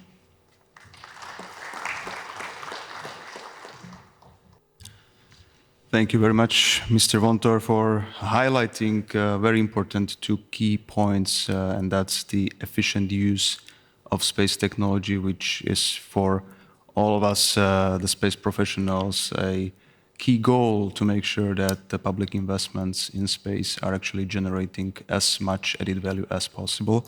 And also, very important point that we sometimes struggle with, and that's how to find the correct way of communication between the space professionals and the potential users coming outside from the sector. So thank you for this. Now I would like to ask if we have some other remarks or other comments. Yes, please. Thanks so much, Mr. Chairman.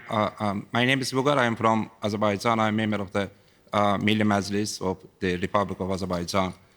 First of all, I would like to thank you and for both presenters for a very fruitful presentation. As the member of the host country, I would like also to welcome everybody here.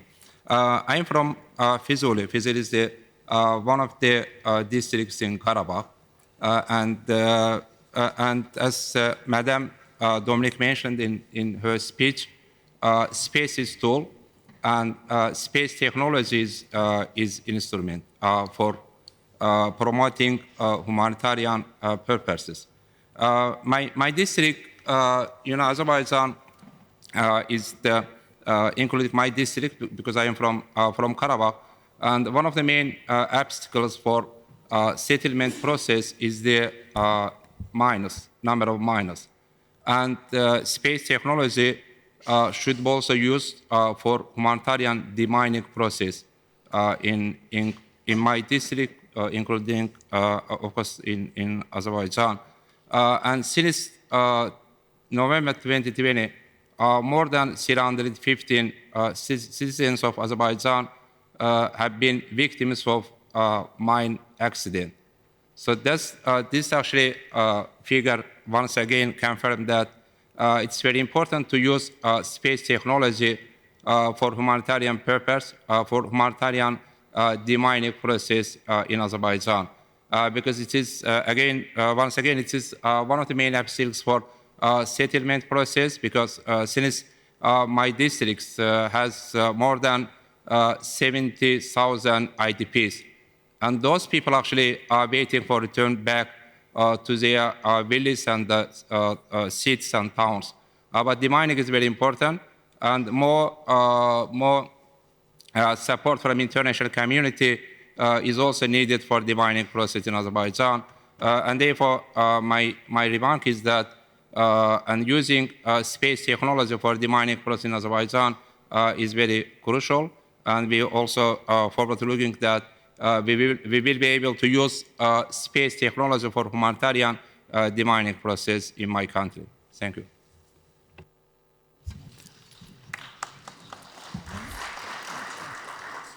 Thank you very much for your comment. Do we please have... Yes, please.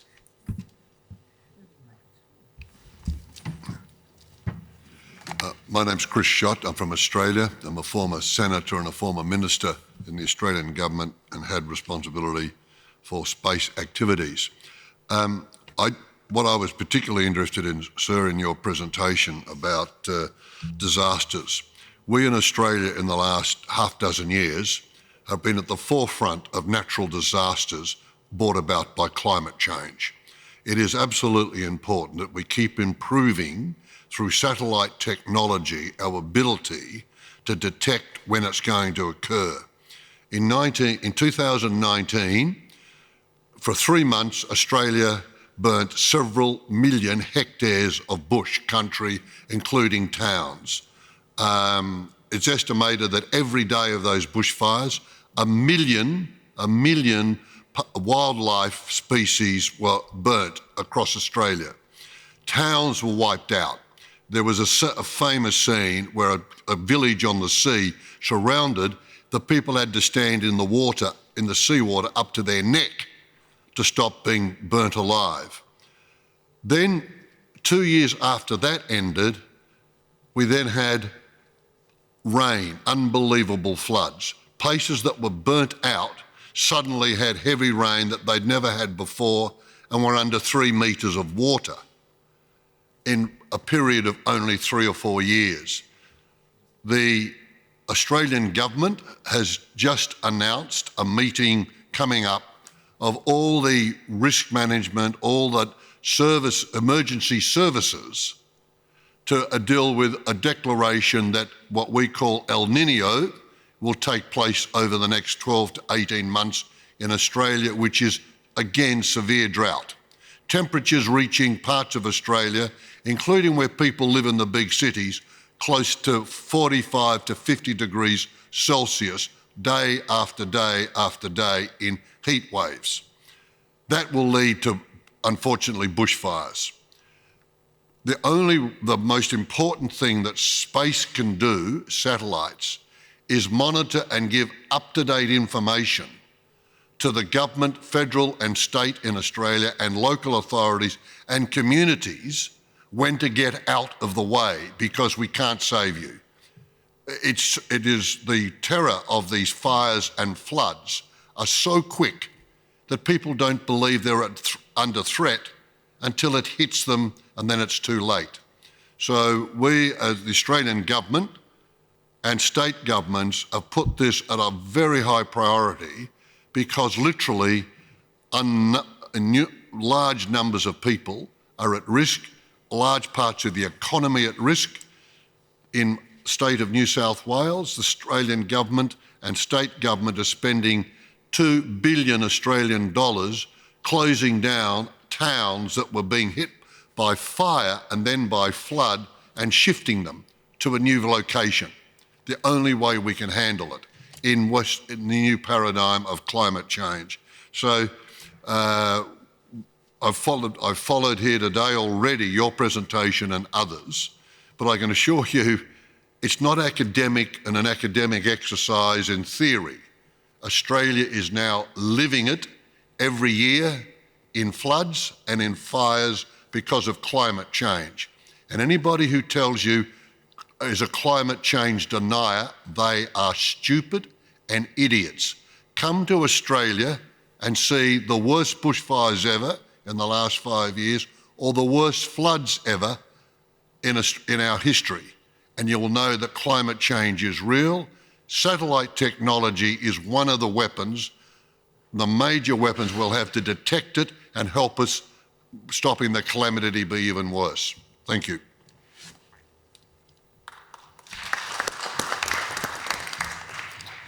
Thank you for highlighting this very important topic, which is closely linked to also the Space for Climate Observatory platform that was mentioned today, that is dealing with real projects and supporting collaboration for real projects to tackle such challenges like this one. I appreciate very much your intervention, because that's what we are expecting from parliamentarians. It's to be on the hotspot, to explain the challenges they have in their country. And so, of course, space could help. But you are parliamentarians, so you can push in your parliament. That's why you organize this MMOP meeting, to inform you to the potential and the benefits of satellite solutions. And so we are thinking for next year, but probably we will have this topic, climate change. And maybe we can think to have a proposition to sign to all of us, to our governments, to be so attentive about space technology who can help in this condition. Thank you. Thank you, Ms. Chair. Do we please have any? Yes, please. Yeah, I just want to emphasize the importance of involving youth in space technology, space industry. Now, if you look at the figures on space industry, it's really striking. And if you look at how much we involve youth in our countries, it is not much. It's almost like we're saying to be an astronaut is close to impossible. And you have to be one of the very, very, very few. So I think, encouraging youth to be involved in space industry, technology is something quite important. We all know that the future in space industry is very promising. And I think if we are looking to the future, we have to look at also how much we can involve youth. So I hope that this Congress put at least some recommendation of involving youth in the future putting them in the picture, inviting them to be part, whether in the sessions or whether even in just attending. Thank you. Thank you very much for this important remark, and I'm honored to be able to sort of lead by example and to also show that this is possible and that youth can have a direct impact on what's going on in the space sector. And in fact, in the last 2 days, there was a pre-event to IAC, the traditional pre-event, the Space Generation Congress, organized by Space Generation Advisory Council, which is the largest global organization that is putting together talented young people. Right now they have, if I'm not mistaken, 27,000 people all around the world in more than 100 countries all around the world. So this is definitely a good address for the youth and the young people in your respective countries to reach out to through the local contact points or through the leadership of Space Generation Advisory Council to support the inclusion and support the reach out of the young people to the space technology area and space sector. So thank you for this comment. Do we please? Yes. Thank you very much, and good morning, everybody. It is really like an honor for me to be here. I just briefly introducing myself. My name is Annalisa Donati, and I am the Secretary General of EURISI, the association that is chaired by Ms. Dominique Tillmans. We are recently working pretty much with national space agencies on the topic of disaster risk management, and I would like to build on 2 points that have been touched upon by the parliamentary here. One is about indeed like reporting on disaster risk management, and recently the United Nations on disaster risk reduction put it out and published a report in which they basically tried to count not only the number of disasters but also the economic impact of the losses of these events. We realized that basically from 1989 to 1999 and from 2000 and 2010, the number of disasters occurred worldwide more than doubled. And this is not only because today we have better tools to basically understand what is happening, but also because climate change, as was mentioned, is increasing not only the frequency, but also the ferocity of this kind of events. And this is why we need to use all the technologies that are at our hands, and specifically what space can bring. And space in this domain is evolving very much, and we as Europeans, we have many different tools, including Copernicus, which is the largest and nowadays providing more than terabytes of data on monitoring, for instance, the land and what is happening. And I wanted to convey that EURISI is working quite hard also on the second point that was touched upon by the colleague from Poland, and is awareness. Awareness is key, especially for public administration, in order to take up these kind of services. And very recently, with the European Union Agency for the Space Program, we've been working on national workshops involving operators and basically civil protection to do exactly this, to make sure that the public administrations are aware of what space can do for them, and now they can use this tool to optimize their processes and to basically prevent, monitor, and prepare the operators in this field. So I invite all the people here to check out the latest report, particularly the one that was developed with Greece and with the Greek Ministry for Climate Crisis on this topic, and I'm happy to answer to any other question. Thank you. Thank you. Mr. Chair. Thank you very much. I want just to make a very short intervention and to strengthen, to emphasize the arguments of Chris from Australia and Madam Chair also. But, you know, to live in the Earth planet is becoming more danger, except every year, actually. The scale of the risk, scale of the disaster is awful. What's happening in Australia, what's happening in the United States, what's happening in Africa, in Azerbaijan, everywhere. But I think that to combat with these challenges, it's not only in the resources of the one country. that's impossible. Even if we combine our efforts, it doesn't mean that we can combat or we can achieve success, because what's the results of the climate changing, we cannot prognose what will happen in the next year. The technologies that we have in the Earth planet, the money resources we have, it's not enough actually to struggle such risks, such actual problems. But what we have to do, as the Michel put on the presentations, that we have to put space technology in the political agency, political agenda of the governments. That's very important actually, because the government has the resources. They are spending these resources for the different programs. If they will use actually this space technology in the political agenda, we think that we can decrease the sharpness of the program. That's the number one. And the second is that we have to collaborate, we have to combine, and we have to share all the data that we have actually. Because one country has a satellite, another country doesn't have a satellite. One country have a very nice, important resources for the big data.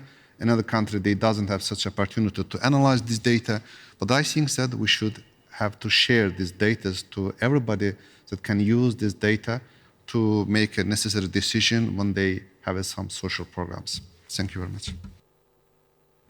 Thank you, Mr. Chair, for this call for collaboration. I think this is the best way how we can conclude this session. And I would like to only, as a final remark from my side, highlight that every country has something unique to offer to global space cooperation.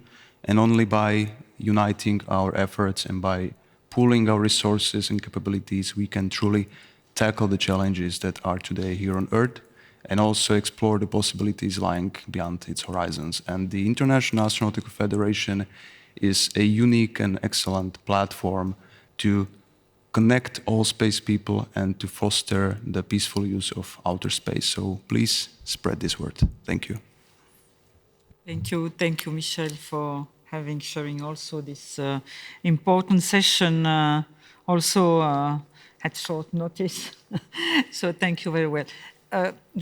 Before asking asking Fouad Aslanov, I would like to answer to your not your question, your remarks about young people, about young students, and to interest students about space. You know, in 2014, I launched in Belgium an association, Switch to Space, because we have been in different Belgian universities and even with space experts. And there we are very astonished. In the last year of engineering, young students don't think about a career in space.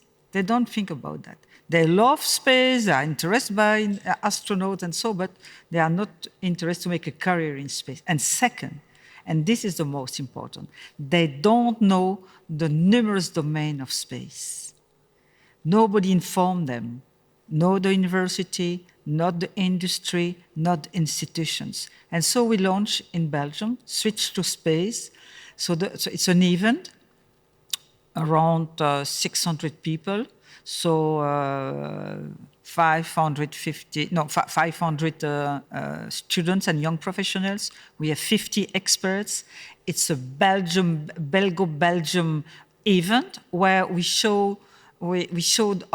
highlight our industry, and our speakers are not only Belgian, but principally Belgian. And this helps the students to be closer to the space sector and to discuss with the professionals. So I propose to Eurysie to internationalize Switch to Space, and we will come maybe next year, or I hope next year, we will propose to some country to make a switch to space in their country. And because now I have a very strong know-how of how to manage such type of meeting. And I can tell you, the students are really interested by such an event. They come back to me and they say, Dominique, you know, I come to Switch to Space 1, I was financial, and I was very interested by space, and I hear that, and I know I was really convinced, and now I'm working in the space sector. So we have a lot to do also in this, for these challenges. Thank you very much. So we pass to our third session, and I invite Fouad Aslanov, Vice Chairman of the Board Azercosmos, Space Agency of the Republic of Azerbaijan, to come on the stage. Fouad? I don't. He's coming. Just on time, huh?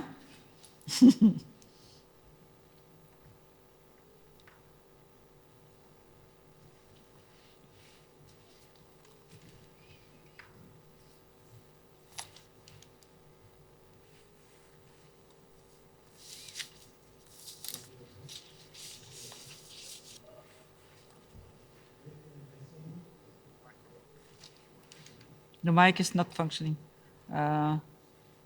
It's not you, I think. It's, okay. Yeah. Okay. Thank you very much. Ladies and gentlemen, I'm deeply honored to greet you today and give you a speech about space solutions for resource management and Azercosmos activities in regards to this very important topic. So. Today we are here to deliver and develop on how to have efficient collaboration with ministers and members of parliaments and IEF by discussing space resources for the benefit of the whole society and protecting the environment. Our world is changing rapidly, creating a lot of new opportunities and new issues that require more sensitivity and attention. Obviously, using this opportunity, I believe most of you are aware. I'm deeply honored to greet you, and it's our utmost pleasure to host the 74th International Astronautical Congress in Baku, which will be starting officially tomorrow. Well, I would like to provide you some information about activities of Azercosmos, the space agency of the Republic of Azerbaijan. We have been actively providing various services since 2013. Basically, this year is the first anniversary of the launch of Azerspace 1 telecommunication satellite. And we are here to provide various services in a very big region of starting from Africa, Europe, Middle East, Central Asia. And we have been very efficient during this 10 years time frame, providing telecommunication services, Earth observation services. We have been actively partnering with various international stakeholders. And our main ground control station, which is located something around 40 kilometers away from Baku, is a Tier 4 certified Earth station, which has been well recognized by many of our international partners today.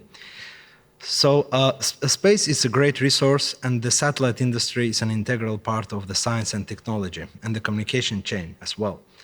Today, a very small number of countries manufacture space vehicles, but more than 70 countries operate at least one satellite. Azerbaijan has become an active member of this World Space Club after launching the first of its 3 satellites. And obviously, we will be continuing our programs, both in telecommunication and Earth observation, because we believe it's very important for the society and for the social economical development of the country. The renaissance of the Azerbaijan space sector started in 2008 when His Excellency President Ilham Aliyev issued a decree on establishing a space industry in Azerbaijan. Following this, in 2010, the establishment of Azercosmos, which became the premier satellite operator in the South Caucasus, we launched Azerspace 1 and 2 telecommunication satellites and Earth observation satellite Azersky in 2014. Our satellites play a crucial role in both the formation and transmission of the digital data. So today, Azerspace satellites, as I mentioned earlier, are providing the connectivity and reliable internet services to almost 1/3 of the globe In recent years, Azerbaijan has made a significant progress in promoting and putting forward many initiatives, protecting human health, food safety, improving the environment, diminishing poverty, raising education standards of the population, and stimulating gender equality. We are utilizing space-based technologies for the positive contribution in a very wide range of areas, including agriculture, water resources, urban planning, rural development, environment protection, and the challenges posed for the future prosperity, security, and the well-being of all mankind. With obtained satellite images, we receive, store, and process data, identify objects, and detect changes via using artificial intelligence. The data from the satellite images is used for constantly monitoring and analyzing agricultural areas, water resources, urban plans, and land plots for used for public roads of national and local importance, rural development, mineral prospecting, environment, forestry, and oil pollution. Over the past few decades, environmental concerns have received growing attention. Nowadays, climate change, pollution control, overexploitation of natural resources, preservation of biodiversity, and water resource management constitute important public preoccupations at the local, state, and even world levels. Azerbaijan were used as the main source of information for the purpose of space monitoring. Throughout almost 10 years, we have implemented more than 400 governmental projects. We are using 5 million square kilometers of satellite imageries. 200 plus scientific research works have been completed. With the aim of supporting scientific research in finding solutions for space resources in the country, we held 7 times the science competition with the participation of universities and research institutions. Our citizens, especially researchers, have used other sky images in more than 160 scientific projects in monitoring agricultural areas, icelands tracking, oil pollution monitoring, desertification, drought, and mapping the cut sequences of natural disasters and studying changes. Especially, I would like to highlight our contribution to agricultural areas management, because with the support of our services and products, we manage to efficiently utilize the areas for agricultural management. And also we managed to provide forecasts in terms of the yield management. This is extremely important nowadays, especially in the framework of food security.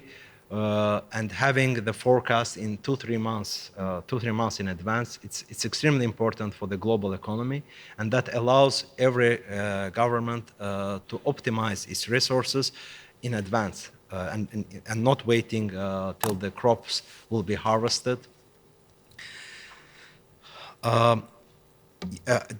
would like also to share with you the information about our Geographical Information System Center. Obviously, the data by itself, the satellite imagery by itself, it doesn't provide all the necessary information, which is extremely important for policymakers.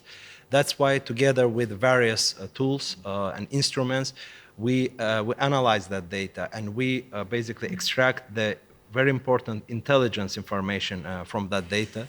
And based on this intelligence information, we are providing valuable inputs to policymakers, to ministers, and to various stakeholders. We have established the GIS Center a few years ago, and we are very proud that today we are able to work with different sets of data, not only optical data imagery, but also SAR, and other sensors. Our Earth observation services and solutions, they provide very invaluable information, as I mentioned earlier, for the policymakers to eliminate any negative impact in the near future. And that's why, and one of the initiatives that Azercosmos has been also following was presenting the climate report to the government since 2022. Nowadays, we are all talking about global warming that's happening, Obviously, it's a very important topic for all the governments around the world. And Azerbaijan is also witnessing this process, and we are closely monitoring it through various tactics and technologies, and we are able to provide our government with the consequences that we are having and with the changes that are happening on a yearly basis.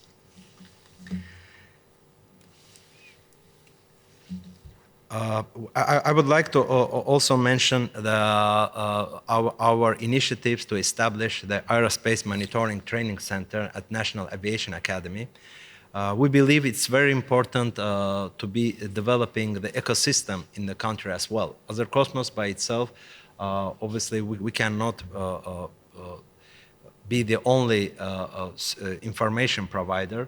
That's why we initiated this project, which would allow our young students to start engaging into the research activities. They now have the opportunity to analyze the satellite data, to extract the valuable information out of it. And obviously, in the future, there can be several projects and initiatives that our students can be starting by themselves, and Azer-Cosmos will be supporting. Obviously, being a space agency in Azerbaijan, for us it's very important to develop the whole ecosystem, to raise awareness. We still believe that nowadays we are not fully understanding and assessing the importance of the remote sensing and the values, the contributions it can bring to all the major stakeholders. That's why we're extremely important that to develop the ecosystem and raise the awareness. This center carries out certification of geographical information systems in our country and to educate the use of satellite images, as well as the training of students and specialists of other institutions, universities, and academies. Well, as a concluding remark, obviously we are very much expecting the grand start of the Congress. It's just one day left. We value the IAC as an important platform for dialogue. The 74th IAC, in case held in Baku, would contribute greatly to the building peace and prosperity in our region. This event will create an invaluable chance for the entire region to integrate into the global space community, develop and build mutually beneficial cooperation. Secondly, we aspire to become the space hub of the region. We understand it's a very ambitious plan, but we strongly believe that hosting many international partners in Baku during the 74th IAC would be one of the crucial steps taken in this direction. We believe that this event might be a bright new chapter in not only in Azerbaijan's dynamic development, but also of the whole region. Azerbaijan is not a large country, as a fact, but it has great ambitions. Today, Azerbaijan managed to transform into energy, transportation, and communication hub of the region. That's why we are ambitiously targeting becoming the space hub of the region as well. Finally, we are looking forward to showing our guests marvelous city, Baku. Azerbaijan's economic stability, sustainable development, and proven track record of hosting large-scale international events provides a strong foundation for hosting successful IAC. Baku has become an emerging business events hub of the region. That is thanks to its unique location, rich historical and cultural heritage, ultra-modern infrastructure, precise attention to details, and heartfelt hospitality. Thank you very much for your attention.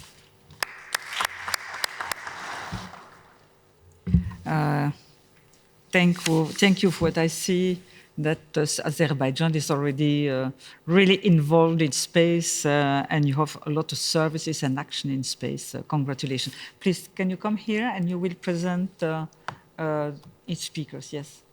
Thank you. We will have 3 speakers.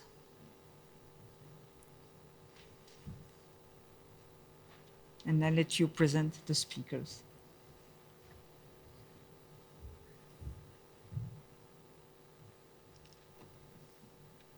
Thank you, Mr. Chairman. First of all, I congratulate Azerbaijan and Baku for hosting this Congress of the IIF. And I just point out that I come from Adelaide, South Australia. We hosted this Congress in 2017, the biggest international conference ever held in my city, and still is. 5,500 people attended. And I just want to point out that the IIF and that Congress played an absolutely critical part in convincing the Australian government for the first time after 50 years to create a national space agency for the country, which is now operating, and you will see it at the Congress. You also point out that in 2025, 2 years' time, the Congress will come to Sydney, Australia. So you're all most welcome to come a long way to the other side of the world, but always remember, from European people, it's always a long way for us to come from Australia to Europe. So don't complain too much about the long flight. We always do it all the way. So you're welcome to be in Sydney.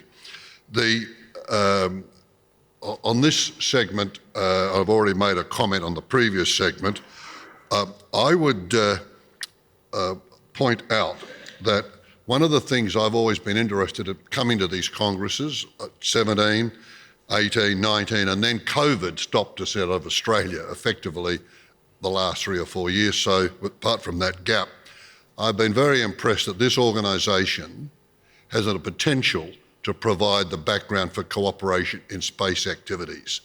And it seems to me that when we have half a dozen major countries like the US, China, now India, Japan, and others now all doing their own space program, I think that the more we can convince them to work together will be the benefit for all of the planet and for the future of space activity. I mentioned before that about what hit Australia in 2019 and 2021. The bushfire tracking, as I mentioned, and flood is really important now in Australia.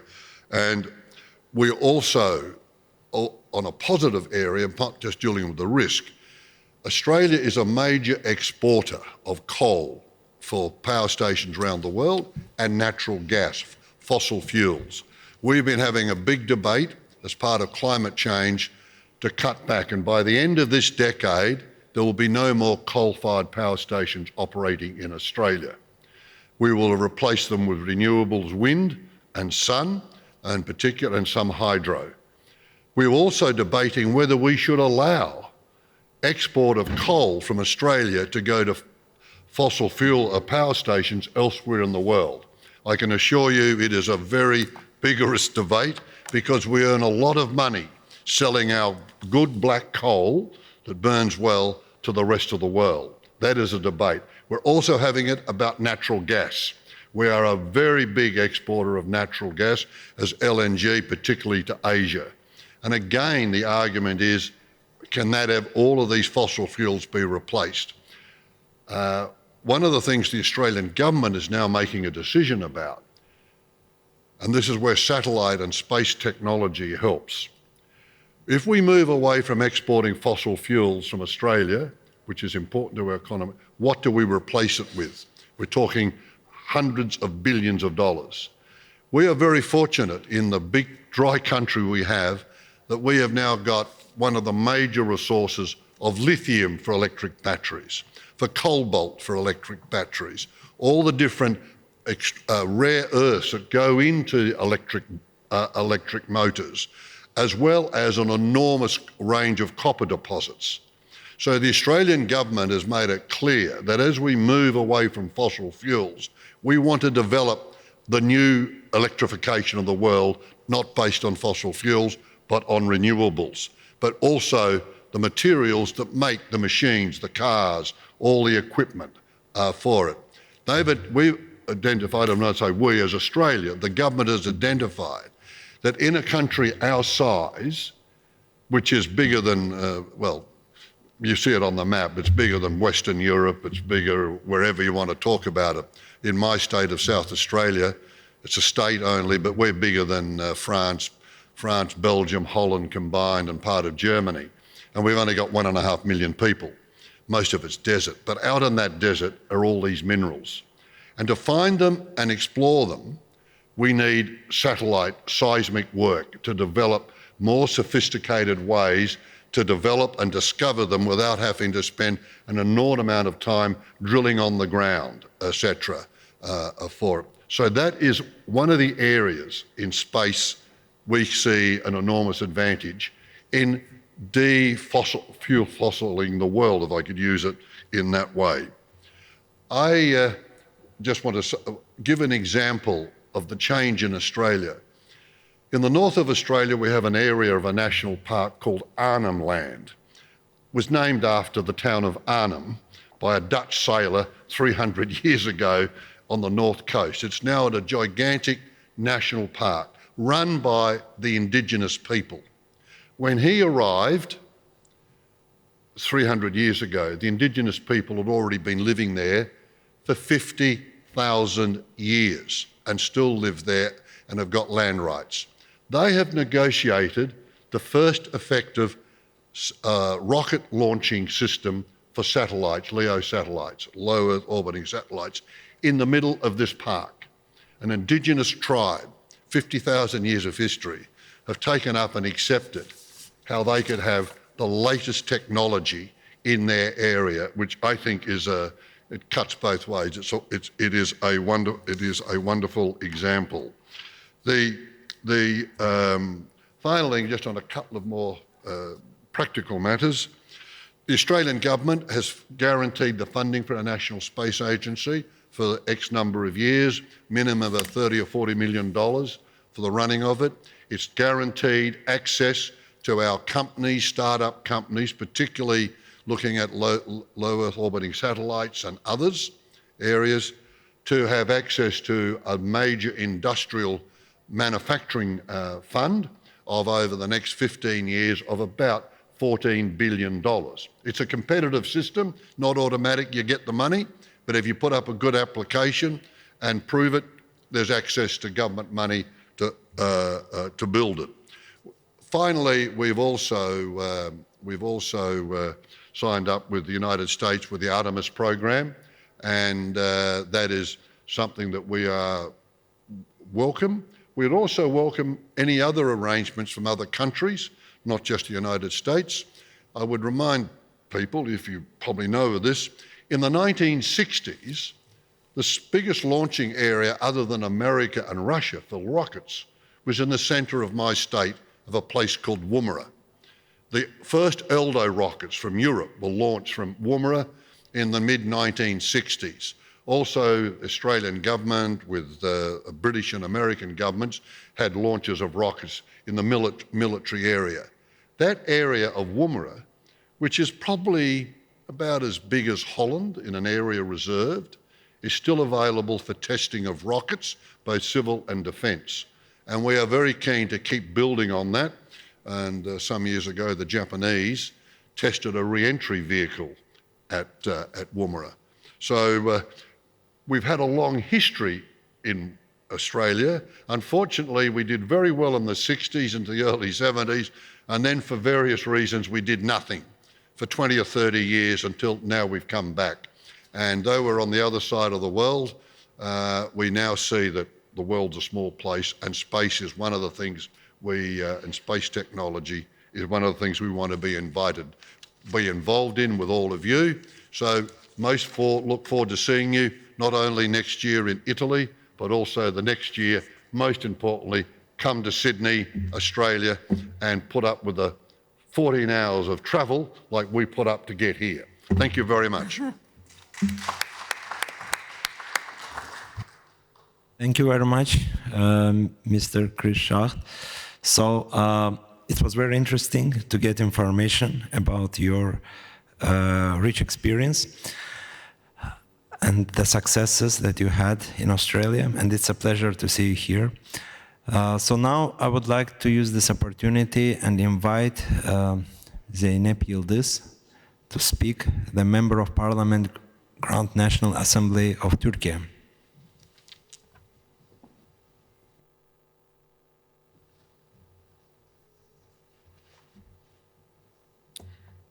Dear chairs, dear colleagues, ladies and gentlemen, I would like to start my presentation by expressing my feelings about being in Baku while talking on space.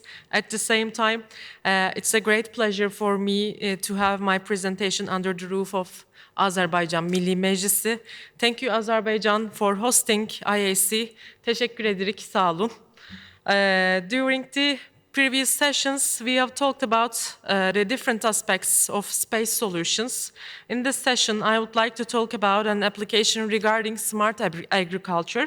Actually, in previous sessions, there had been speakers mentioning smart agriculture, but I just want to make an emphasis on smart agriculture. In this session, our major topic is resource management, and indeed our main resource, the resource of the life is water. To preserve water is a key concept and very first priority for all of us. And when it comes to agriculture, by bearing in mind that the agriculture is one of the major reasons for wasting water, and to manage water resources becomes more crucial in this regard. I would like to explain an application and a system that enables farmers to control their files via satellites. Indeed, we have many applications regarding agriculture and farmers, but during my presentation, I will just figure out only one of them. And I will try my best to be short in my presentation. Turkish Agricultural Credit Cooperatives, which was established by the government in order to support the farmers, initiated a satellite file tracking system to increase productivity in agriculture and reduce costs and risks in agriculture. With the application developed, which is named Tarkip Satellite File Tracking System in Agriculture. This is the shortened version of it in Turkish. Agricultural credit partner farmers will be able to follow their files from their mobile devices. So this application provides, it's a kind of bridge between satellites and the mobile devices that makes the usage of satellites more practical and more effective. In addition to meeting of agricultural input needs of its partners, Turkish Agricultural Credit Cooperatives continues to develop projects and practices that increase productivity with the mobile software of Tarkip developed by this institution. The products in the files, their growths, graphics, health, water, stress, diseases, medication needs, and conditions can be followed on the map. Tarkip, the precision agriculture mobile application developed to increase quality and efficiency in production and reduce costs and risks, and this will help our farmers by using satellites. With these systems, our farmers will be able to instantly monitor their land and products from their phones. While information such as development, health, and productivity of crops in the files can be monitored up to date with the Tarkip application, comments on agricultural risks can also be received via satellite map. With this application, in addition to the decision support system that will facilitate the production of the farmers, an agricultural geographical data structure was created using the artificial intelligence supported remote sensing technologies. I think the remote sensing technologies will be much more key system in the following years in this perspective that will also serve as a source for future studies. Actually, we try our best for a better integration of our farmers. Yes, we are parliamentarians. Yes, we are directly focusing on the legislation process. But in addition to that, we have provinces that we need to deal with. Actually, I'm representative of Ankara, the capital city of Turkey.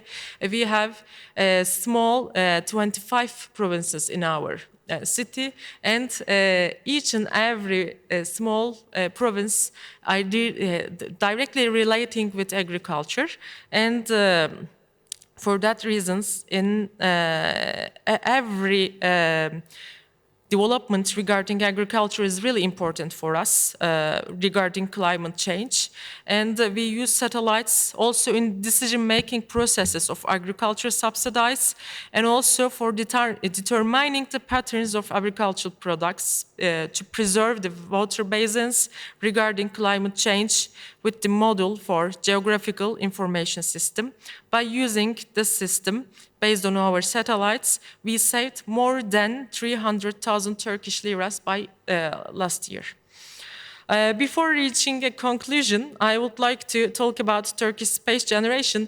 My dear colleague Dominic talked about the enthusiasm of young people, and I would like to talk about enthusiasm of Turkish space generation. We call them Generation of Technofest. Over the last 5 years, there have been our Aerospace Festival, Technofest, held in Turkey. Also, we had one of them in Baku too, and I've been there too. And that was a really perfect, smooth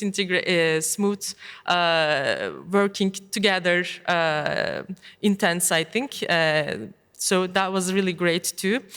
Over the last 5 years, there have been this festival touched many young people, and I would like to share some small numbers regarding this year's statistics. Since 2023 is our 100th anniversary of our establishment of our republic. Technofest was organized specifically for this year, in addition to Istanbul, Ankara and Izmir. 300,000 teams applied Technofest, which means more than 1 million competitors participated in this competitions. Nearly 3 million people visited Technofest in Istanbul, and nearly 1 people visited Technofest Ankara. And this is the last day of Technofest Izmir. And I don't know the exact numbers regarding Technofest Izmir. I can tell you that there exists very intensive enthusiasm medium for aerospace. Recently also Elon Musk tweeted that he will be participating Technofest by next year, and physically he will come Technofest too. So that provides an international medium regarding aerospace enthusiasm, regarding young generation. And by regarding this huge enthusiasm, I would like to make a point, in 2026, for the year 2026, Turkey is a candidate for hosting IAC. So I just want to say that your support will make us stronger. There will be a huge synergy regarding IAC's future perspective and the enthusiasm of young people of Turkey. So your support will make us stronger. I would like to just say this sentence as my last words. Thank you again for hosting us in Baku, and your enthusiasm on space. I know that everyone is really into space in that assembly, so we will build up a better future together. Thank you very much. Thank you very much, Zeynep Hanım. It's a great pleasure to witness the success stories of Turkey and also follow your ambitious plans when it comes to space strategy. Thank you for accepting to chair this session about space solution for resource and management. We arrived slowly to the closing remarks, and so I will give the floor to Tahir. If you can make your conclusion. Thank you. Thank you very much, Madam Chair. So, well, I think we had very nice discussion for today. I want to thank to all the moderators and all the speakers, of course, all the interventors who made very intentional interventions. So we had more than 8 speakers and approximately the 870 interventions also. To have such dialogue environment in Parliament, it's very important because we have to speak, we have to make intervention. This is our jobs actually. To be at the Parliament, not to speak, it's unusual for us. But I think all the topics is very important, and I think we have a unified the position every speech here that we have to use space resources to solve the problems on the Earth planet. Because the scale of the challenges in our planet is very high, that to meet the challenges, to work on the Earth planet is impossible. We have to go to space, we have to research, we have to explore, and we have to investigate, but we have to share all the success and data with each other. It's very important. And the second, I think we have a unified position is that we have to use unified mechanism to push governments to use their resources, to use the space technologies to solve the problems on the Earth planet, especially in the social, economical sphere also. Because without using the space resources, it's impossible to use the problems, challenges we face every day in transportation, in the risk management, in economy, in social life, especially in to solve the many problems. And that's important that we have the unified position on it, that we have to combine all the space programs on the countries together. That's very important that I have heard here from one of the speakers, because every country has their own space program, but to meet the challenges for every country, it's impossible. That's why we have to combine all the space programs in one direction. I believe that Baku Congress will be one step ahead to see this unified mechanism in the future. And I think all the dialogue and the discussions that we have today will be one step more to use this mechanism in the future. Once again, I want to thank all the members of Parliament, former ministers, participants in our Parliament, and I hope that you will enjoy your staying in Baku to touch our culture, to see the architecture here, and of course to see the Azerbaijan space ambitions for the future. Thank you very much for your participation. Thank you, Tahir. You have made a very good conclusion, so I will be very brief. I hope simply that you will be inspired by the statements of our colleagues and our moderators. And don't forget and keep in mind, as I said, that space is a so important ally for the specific national and regional challenges we have all. I written a lot of ideas for the next MMOP meeting, and I hope really to see you, all of you, next year in Milan for the 14th MMOP meeting. It will be in October. I think it's around the 14 October. But I have some recommendation. So we will make as each year, we will make a virtual meeting in June, beginning of July, to explain the program of the MMOP meeting in Milan. So we will give you the topics we will have next year. Most probably we will have also a climate change and other subject that you ask. But I would like to ask you to confirm as soon as possible your participation on MMOP meeting, but because it's really difficult for the team to organize such a big meeting when we receive the presence and the statement just the day before. So please help us in the management, and it will help to have a very good meeting. Well, if the meeting is finished, the gathering is not finished. So we have still a long program. Today, no, we will have the lunch.